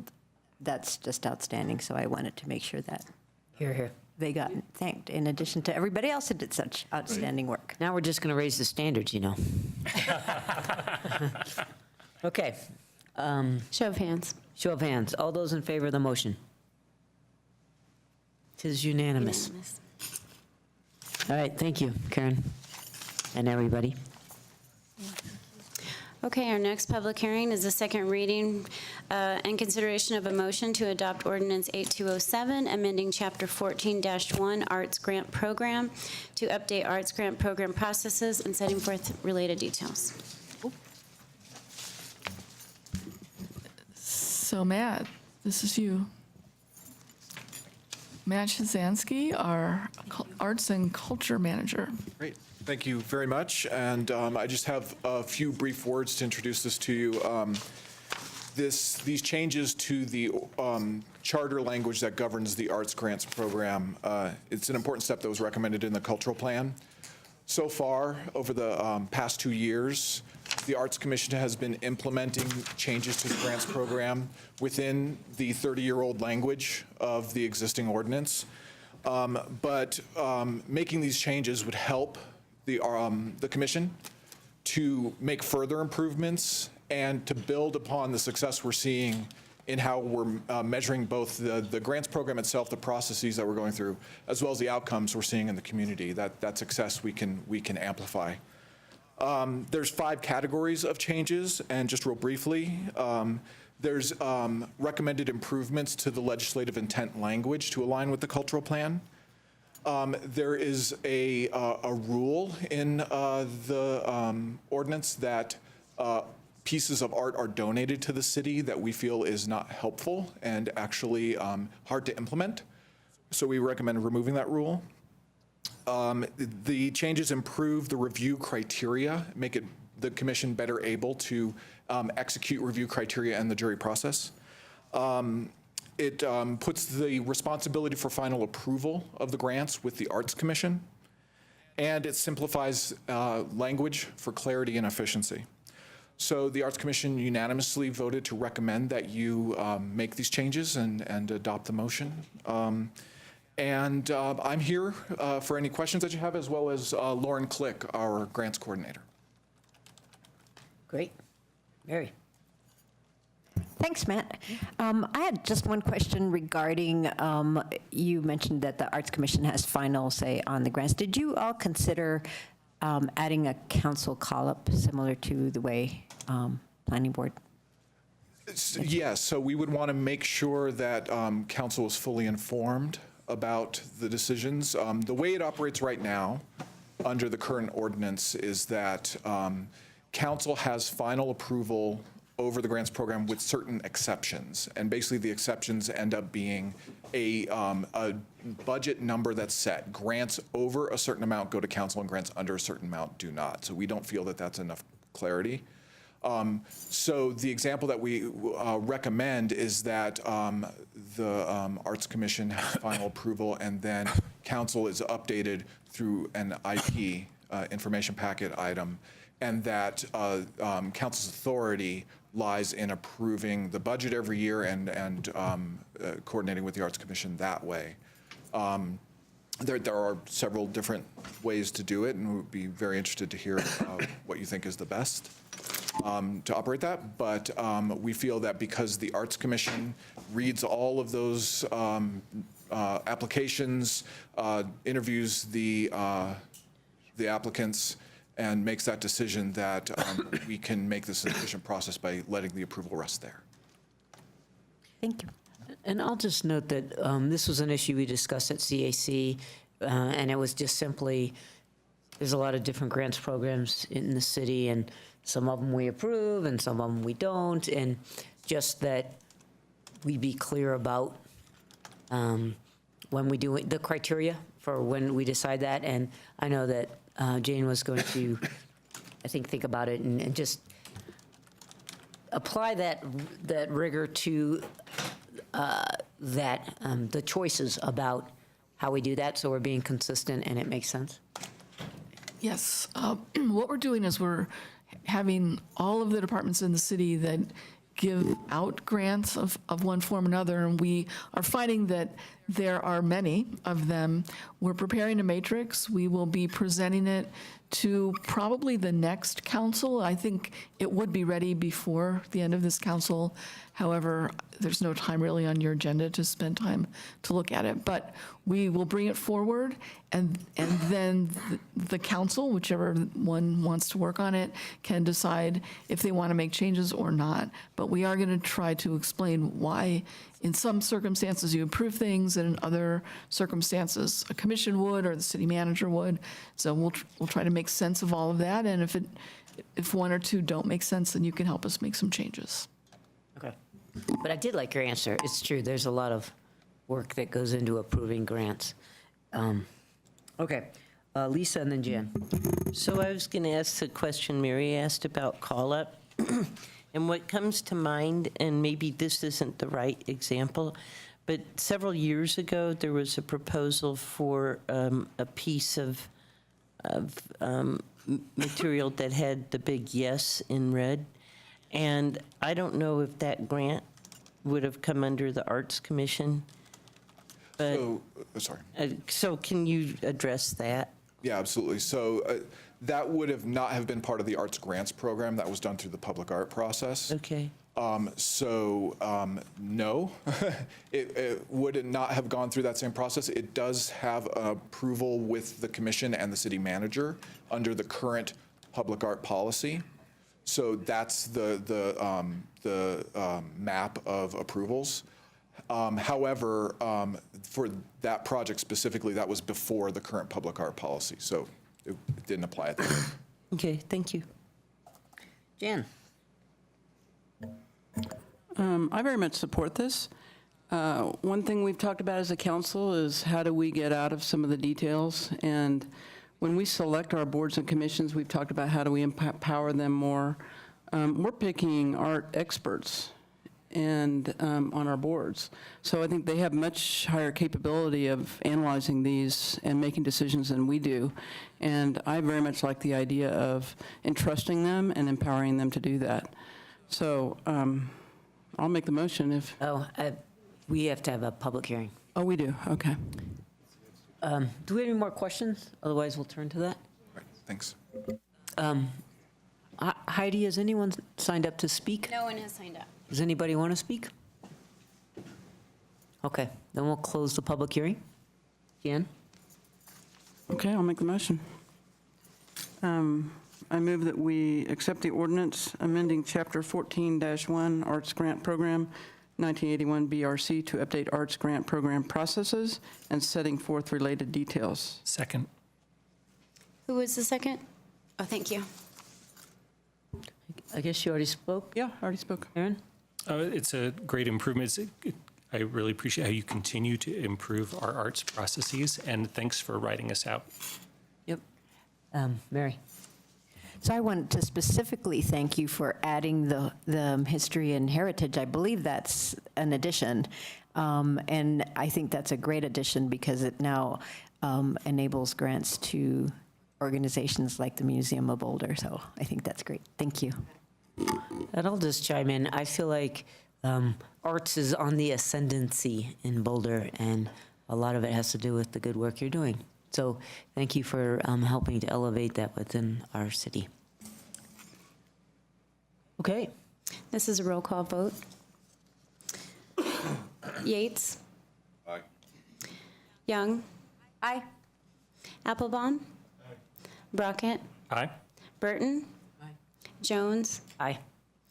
Morzell? Aye. We like art. Shoemaker? Aye. And Weaver? Aye. It's unanimous. Excellent. Thanks, Matt. All right, coming down the home stretch here.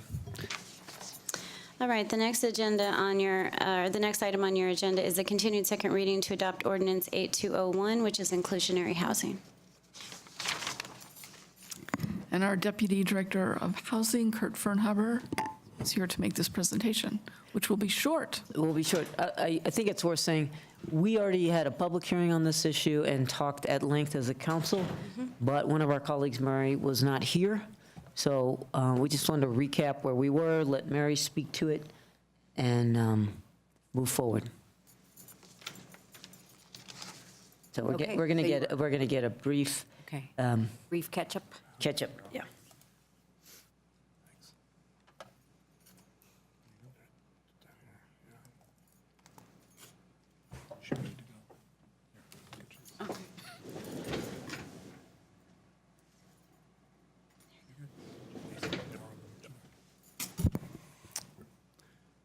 Good evening. So this is, as you mentioned, this is a continuation. I'm just going to give a very brief overview of the changes that are being recommended for inclusionary housing ordinance. So again, why the update? This is based on the, in part, on the middle income strategy that was adopted last year. as well as a number of items that had come forward as needing updates, as it hadn't been updated in over 10 years. There's 3 focus areas that we looked at, which I'll go through on the next slide. And then the implementation schedule, it has sort of 2 dates in which it would be implemented. One is 30 days after adoption, and one is July 1st of 2018.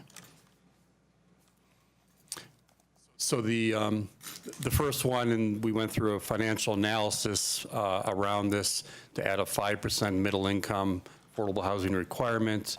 And this is based on, again, the middle income strategy and creating a path forward for creating particularly home ownership middle income units. The second is adding incentives for achieving more on-site affordable units. This is based on projects that have home ownership as the approach to the development. And we provided different incentives to encourage those types of developments to put at least 50% of the affordable units on site. And then the third area that we focused on was having a staff review process for affordable housing projects that didn't go, that were not used by right projects that would go through a quality design process.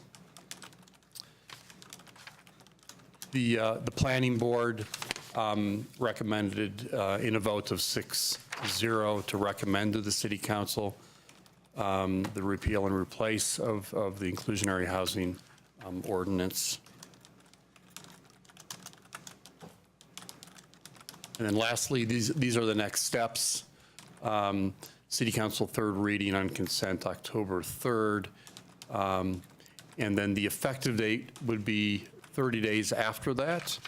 However, the 5% middle income component, in order to give the development community time to adjust to this impact, would occur on the 1st of July 2018, which is the time when our normal updates, costing updates change within IH. So that is my summary as a result of the continuation of this meeting. I'm assuming we don't have questions since we already covered that. So thank you for that recap. I'm going to turn it over to Mary. And thank you. I sent out a hotline post this afternoon just mentioning some thoughts on condo conversions. And there was an exchange that Kurt and I had, and I conveyed some thoughts that Sam and I had discussed regarding two categories of condo conversions, which were the inclusionary housing and post-inclusionary housing, such that when the condo conversion occurred, they could come into compliance with the current ordinance and not incur double dipping. So as I understand it, that's not possible. That's what's necessary is an analysis. So what I wanted to just ask you all and see if you were interested, that as we move forward and when new changes to this ordinance come forward, that we do look at an analysis and see how we might be able to encourage and provide incentives for more affordable housing units upon condo conversion. So if you all are on board with that, I would like to direct staff to do that. So would it be fair to say that that would be a request for not a 5? Mm-hmm. I mean, that's what it sounds like. Sounds like. Did we get a sense of how labor intensive that would be? So I think there's 2 components to it. One would, if it's an incentive-based program, we would have to do a financial analysis of what what that financial incentive would look like and at what level it would have to be. We would have to look at what options an owner would have and what the pro forma looks like, and whether the, sort of the equivalent amount of IH is the right amount, or if they would need more. There's also some history of a couple other communities we were looking this afternoon that have tried this in the past or something similar. We'd probably want to look at what the results of those programs were. And then there's also a legal component that we would have to consider and how it fits into the legal context of the ordinance within the city. Good. So thanks for that, and I think maybe a nod of 5 could be something we address a little bit separately. The information that you provided in attachment E, some of that's new to us, right? Or was this the same? So we had three different components that we added. That you asked for additional information when this was presented a week or so ago, and we sent that information to you. Right. And so I just had some thoughts here I wanted to pursue a little bit, because this gave us more information about who is eligible for the either middle income or I think affordable as well, right? Which is, where do they work? Where do they live? And if I understand the proposal that we're about to agree to, there's no preference for people who live in Boulder. In the new ordinance, that would be correct. So these 4 tiers that we find on page 253 of the packet are the way it's going to be moving forward, with percentages for the current folks who are in each of these categories. Yeah, so what's in front of you is what the program looks like now, and those that have applied for affordable housing, how that breaks out. Right. And so then where we would go is that there is no preference for live in Boulder. There's That's correct. Not. And I wasn't quite clear about the logic, particularly the not Boulder, meaning that they don't live here and they don't work here. That's correct. That the effect of the ordinance would be to increase the odds that they get into the program. I'm reading here, effective live in Boulder preference removed, and it goes down to that one for not Boulder, and says increased odds, tier 4 would be combined with tier 3. Yeah, so, I mean, there's simply fewer tiers, but our history has shown that virtually everyone has fit into the top tiers. So we haven't selected people who haven't worked or lived in the city of Boulder. I see. So the fact that tier 3 combines 3 and 4, you don't think will be meaningful? That's correct. So the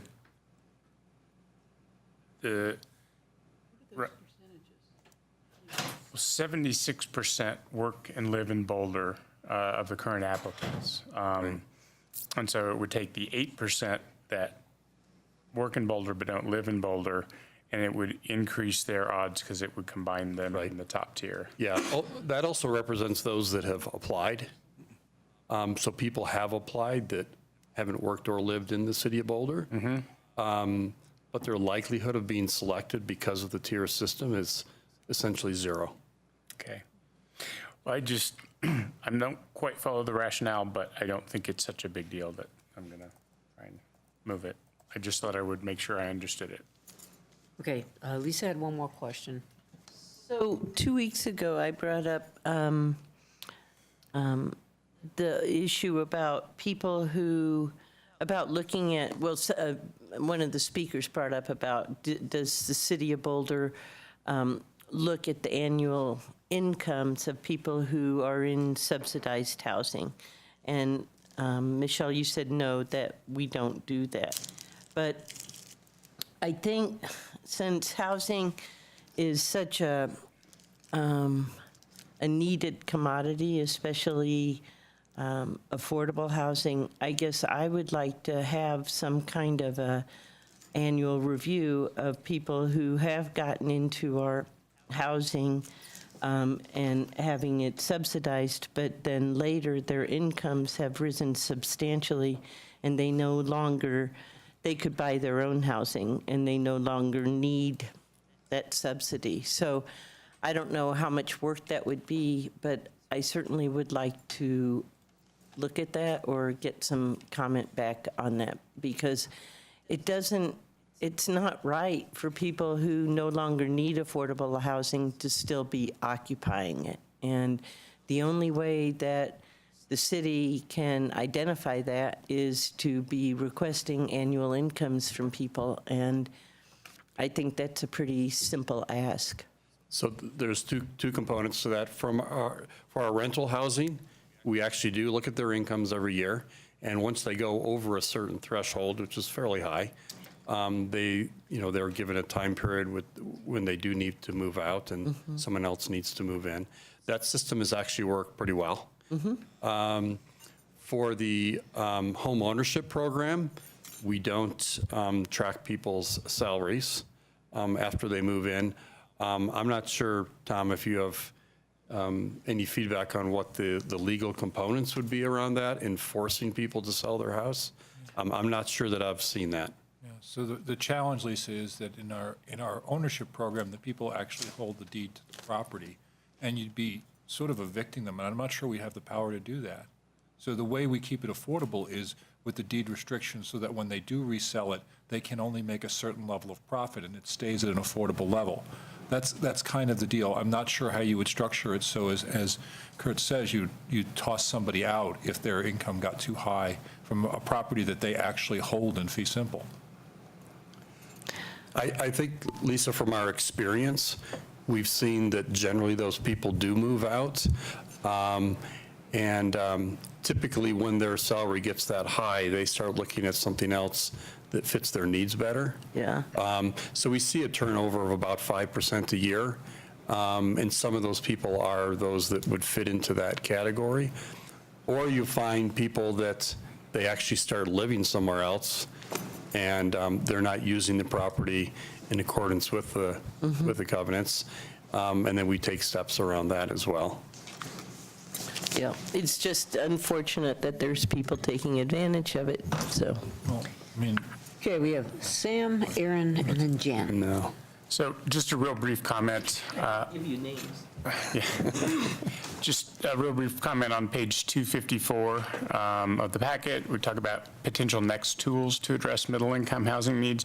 The only thing I wanted to just make sure gets captured in the future is the down payment assistance, at least the way I've thought about it, would then have a deed restriction on it afterwards. So anyone who received it, so it might be helpful to make sure that that gets recorded in, because that, to me, is the most important part of the program. It's great to have a down payment assistance loan, but if you didn't get permanent affordability, right, then you're just a bank. Yep. Aaron. Well, I was just going to respond to Lisa's point, but I think staff took care of it. So. Jan. Yeah, I think the team has done a great job on this, and we should let it go. I really do think it's a priority to, next year, look at the waiving the fees for our 100% affordable projects, because right now we're just taking money from one pot and putting it to the other. So I'd really like to see you do that.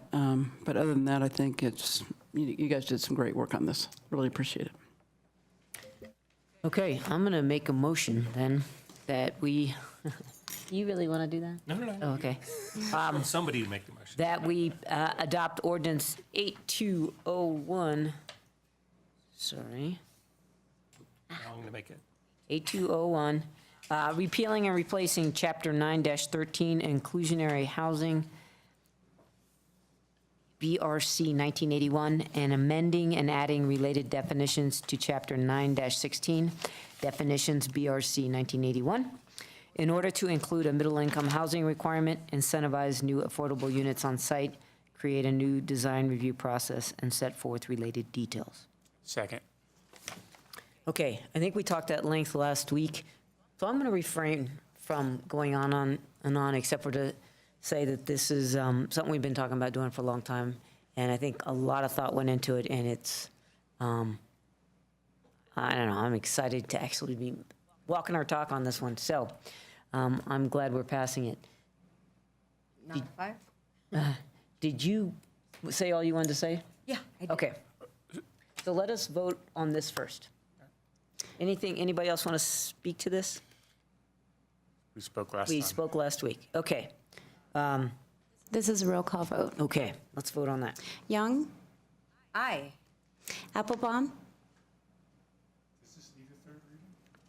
Oh, It does. I guess it does. There was a couple minor word changes that were made to reflect some input that we received from Steve Pomerantz. No, it's not. Okay. Yeah. All those in favor? Thanks, Matt. It is unanimous. Okay, not a 5. Mary? Yeah, not a 5 on the condo conversions. So can I just have maybe a suggestion on the scope of that? Because I think that's a great idea to look into it. But of course, there are a lot of initiatives waiting for our attention. Maybe a first step would be to get a report on what other cities have done and how successful they've been. And then we could look at next steps after that, as opposed to preparing an initiative as the next step.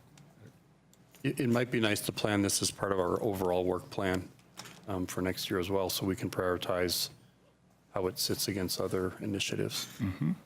Would you like us to comment on whether there's 5 of us who would like to see it? And then as far as I'm concerned, you can, I mean, we can either give you direction that's the most important thing, or we can say, I'm fine with staff prioritizing it. Well, here's what I'm thinking with respect to Aaron's suggestion is a report that looks at what other cities have done would probably be good, and then put it on the list of retreat items, because then it'll probably become that kind of thing that we look at, retreat items, and then may or may not be here, so there you have it. Suzanne? Yeah, Matt? Yeah, I mean, I've raised this for a number of years, so I'm glad people are kind of looking at it, but, and there is a big but, I do think it's a fairly big item. It really should be at the retreat for you guys who are going to be here. And I also think it's not so obvious. I mean, I've raised it because I've been concerned about just the fact that we keep talking about less rental housing, and I think a lot of it's going to convert, and it's really just planning for understanding the implication of that. The step of doing something about it is rather different, both because of cost and also, I think, and this is something I think you need to look at, quite a few of the conversions, although you might lose some of the rental that you like, might also give you some middle-income housing. And so it's a bit of a trade-off here, and I have no idea how it would play out. I mean, that's kind of hard to figure out. But I guess I just caution about making an assumption that, of course, you have to do this, whereas actually some of the outcome might provide you certain types of housing that we actually have the most trouble creating in Boulder, which is market rate middle-income housing, which we don't know how to create. So I just leave it with that, but to me, it's why it makes it a kind of bigger project than just obviously we will do X. I've raised the issue. It's sure not obvious to me what it is you do, other than at least acknowledge it and understand it as you're trying to plan your housing approach, and understanding this may change some of those numbers fairly significantly. So that's where kind of I was coming from. But I think it really should be on the retreat, and I think if you can provide some information to council along those lines before the retreat, that would help a lot in helping folks figure out, is it a priority or is it not a priority? Because it's really hard to tell right now. Does that? I think that's a that good fine? way to go. Yeah, basically Aaron's suggestion. Yeah. And does that That's helpful. work? Thank you. Okay. And there's 5 people that are nodding. Yep, dip, dip, dip. Okay. So, great on that. We have some matters, quick matters. All right, so the next item on your agenda is under matters from mayor and members of council. It is consideration of a motion to adopt Resolution 1216 in support of the extension of the worthy cause tax. So we had a presentation from the county at our last study session. We gave a nod to preparing a resolution of support, and Aaron looks like he wants to make a motion. I move that we adopt Resolution 1216 in support of the extension of the worthy cause tax. Second. Any discussion? It's one of the best tools that supports our nonprofits in the county. It's a great. And it has a great track record. It does. Okay. Show of hands. All those in favor? Oh, damn. Oh, You're right. Oh. you're right. I'm sorry. We're going Where's to, new? okay. The next matter. You're right. You're right. The Don't- next item. Don't vote on that yet. Okay. The next item, a consideration of a motion to approve changes to council rules and procedures.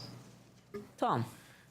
The council rules provide, as you've just noticed, that under matters, you're not allowed to have a vote until after you've opened a public hearing, a provision for public comments, and the public comments all at the end of matters. Some members of CAC suggested that perhaps in certain matters it would be best if you had the public comment immediately after the discussion, and then you could follow with the vote. So what's in your packet is a proposed rule change that would allow the mayor the discretion to have the public comment immediately after the motion was made, and then you could follow with the vote. And that would be particularly applicable, for instance, in our upcoming agenda, we want to move something, and I forget what it is, to the very front of the agenda, and then be able to have a hearing and vote on it right then and there. Matt? I just have a question. I think it's a fine change. And I don't honestly remember exactly why we did it this way, probably because we thought it was more efficient, but the world changes. I just have one question, which is, right now, even though it almost never comes up, the rules say that public comment under matters is limited to 15 minutes, but the mayor has discretion to extend it, blah, blah, blah. In the added text, it says, is an option of opening a public hearing, without any reference to whether there's any nominal time limit on that, or whether it's part of the 15 minutes, or each one of these hearings gets 15 minutes, or what. And maybe it's okay to just leave it vague, but I don't know what you intended, and that's really my only question. Well, Matt, I didn't actually think about that, so I didn't Excellent. say anything. I will confess. The thought was that this would occur when there were issues under matters that were of significant public interest. And we've had a few matters where the room is full, people want to come and talk, but they have to wait until they've been several non-consequential. So my thought is that in those circumstances, you're going to want to suspend the 15-minute rule anyway. That's fine. I mean, frankly, just as a kind of note to CAC, which I'm sure knows this, if you really have a matter that's got that much public interest, it probably belongs as a public hearing anyway, and not as one of these weird end of meeting late at night matters. But admittedly, sometimes it's hard to predict. Okay, are you proposing anything? No, I just wanted to know if Tom had a thought on the time, and he's answered it, and it's fine. Aaron? I had a question. So we would allow public comment immediately after discussion of the matter. Would we also have the vote immediately after the public comment? Yes. So the way the rules are written is it says that the vote occurs after the public comment. If you move the public comment up, you can then have the vote. Okay, great, because that wasn't clear to me from the language. I think that sounds good. Is there a reason you wouldn't clarify that? Maybe, because I missed that completely too. So did I, but it's Yeah. true that it's kind of in there, it's just buried. Yeah, it's the way it's written. I mean, I could improve all of these rules, It was written by a lawyer, so as to confuse. but not tonight. Right. Okay, that's You want, I can fine. bring back something that If clarifies. you know how to interpret it, we're fine. Yeah. Okay, so, So moved. well, yeah, we have to hold a public hearing here. But do we have a motion? Oh, so moved. Second. Okay, I'm going to open the public comment. Would anybody like to speak to these? Okay, I'm going to close the public comment. Okay, we have two motions before us. The first one was on the worthy cause tax. All those in favor? Unanimous. We have a motion to approve changes to our council rules. All those in favor? Unanimous. The only other thing is, do we have any debriefing on how? Suzanne, I have an issue. I missed this. So this was just on our desk. There's a addendum for item 3J, if I could have the unanimous consent for council to amend item 3J to include language. It's the sort of language we put in to preserve the local authority option from preemption under state law. And it's an important language. As I said, I didn't see it until I read it there on my table this evening, but I would recommend that you make a motion to amend item 3J to include the language on the blue sheet. And this is just, second. This is just first reading language, right? Yes. Okay. Who was the second? Thank you. Any discussion? All those in favor? It's unanimous. Any debriefing? I thought it was a good meeting considering the meaty subjects. Me too. Okay. Thanks, everybody. Helps not to have any public comment. Whoa. So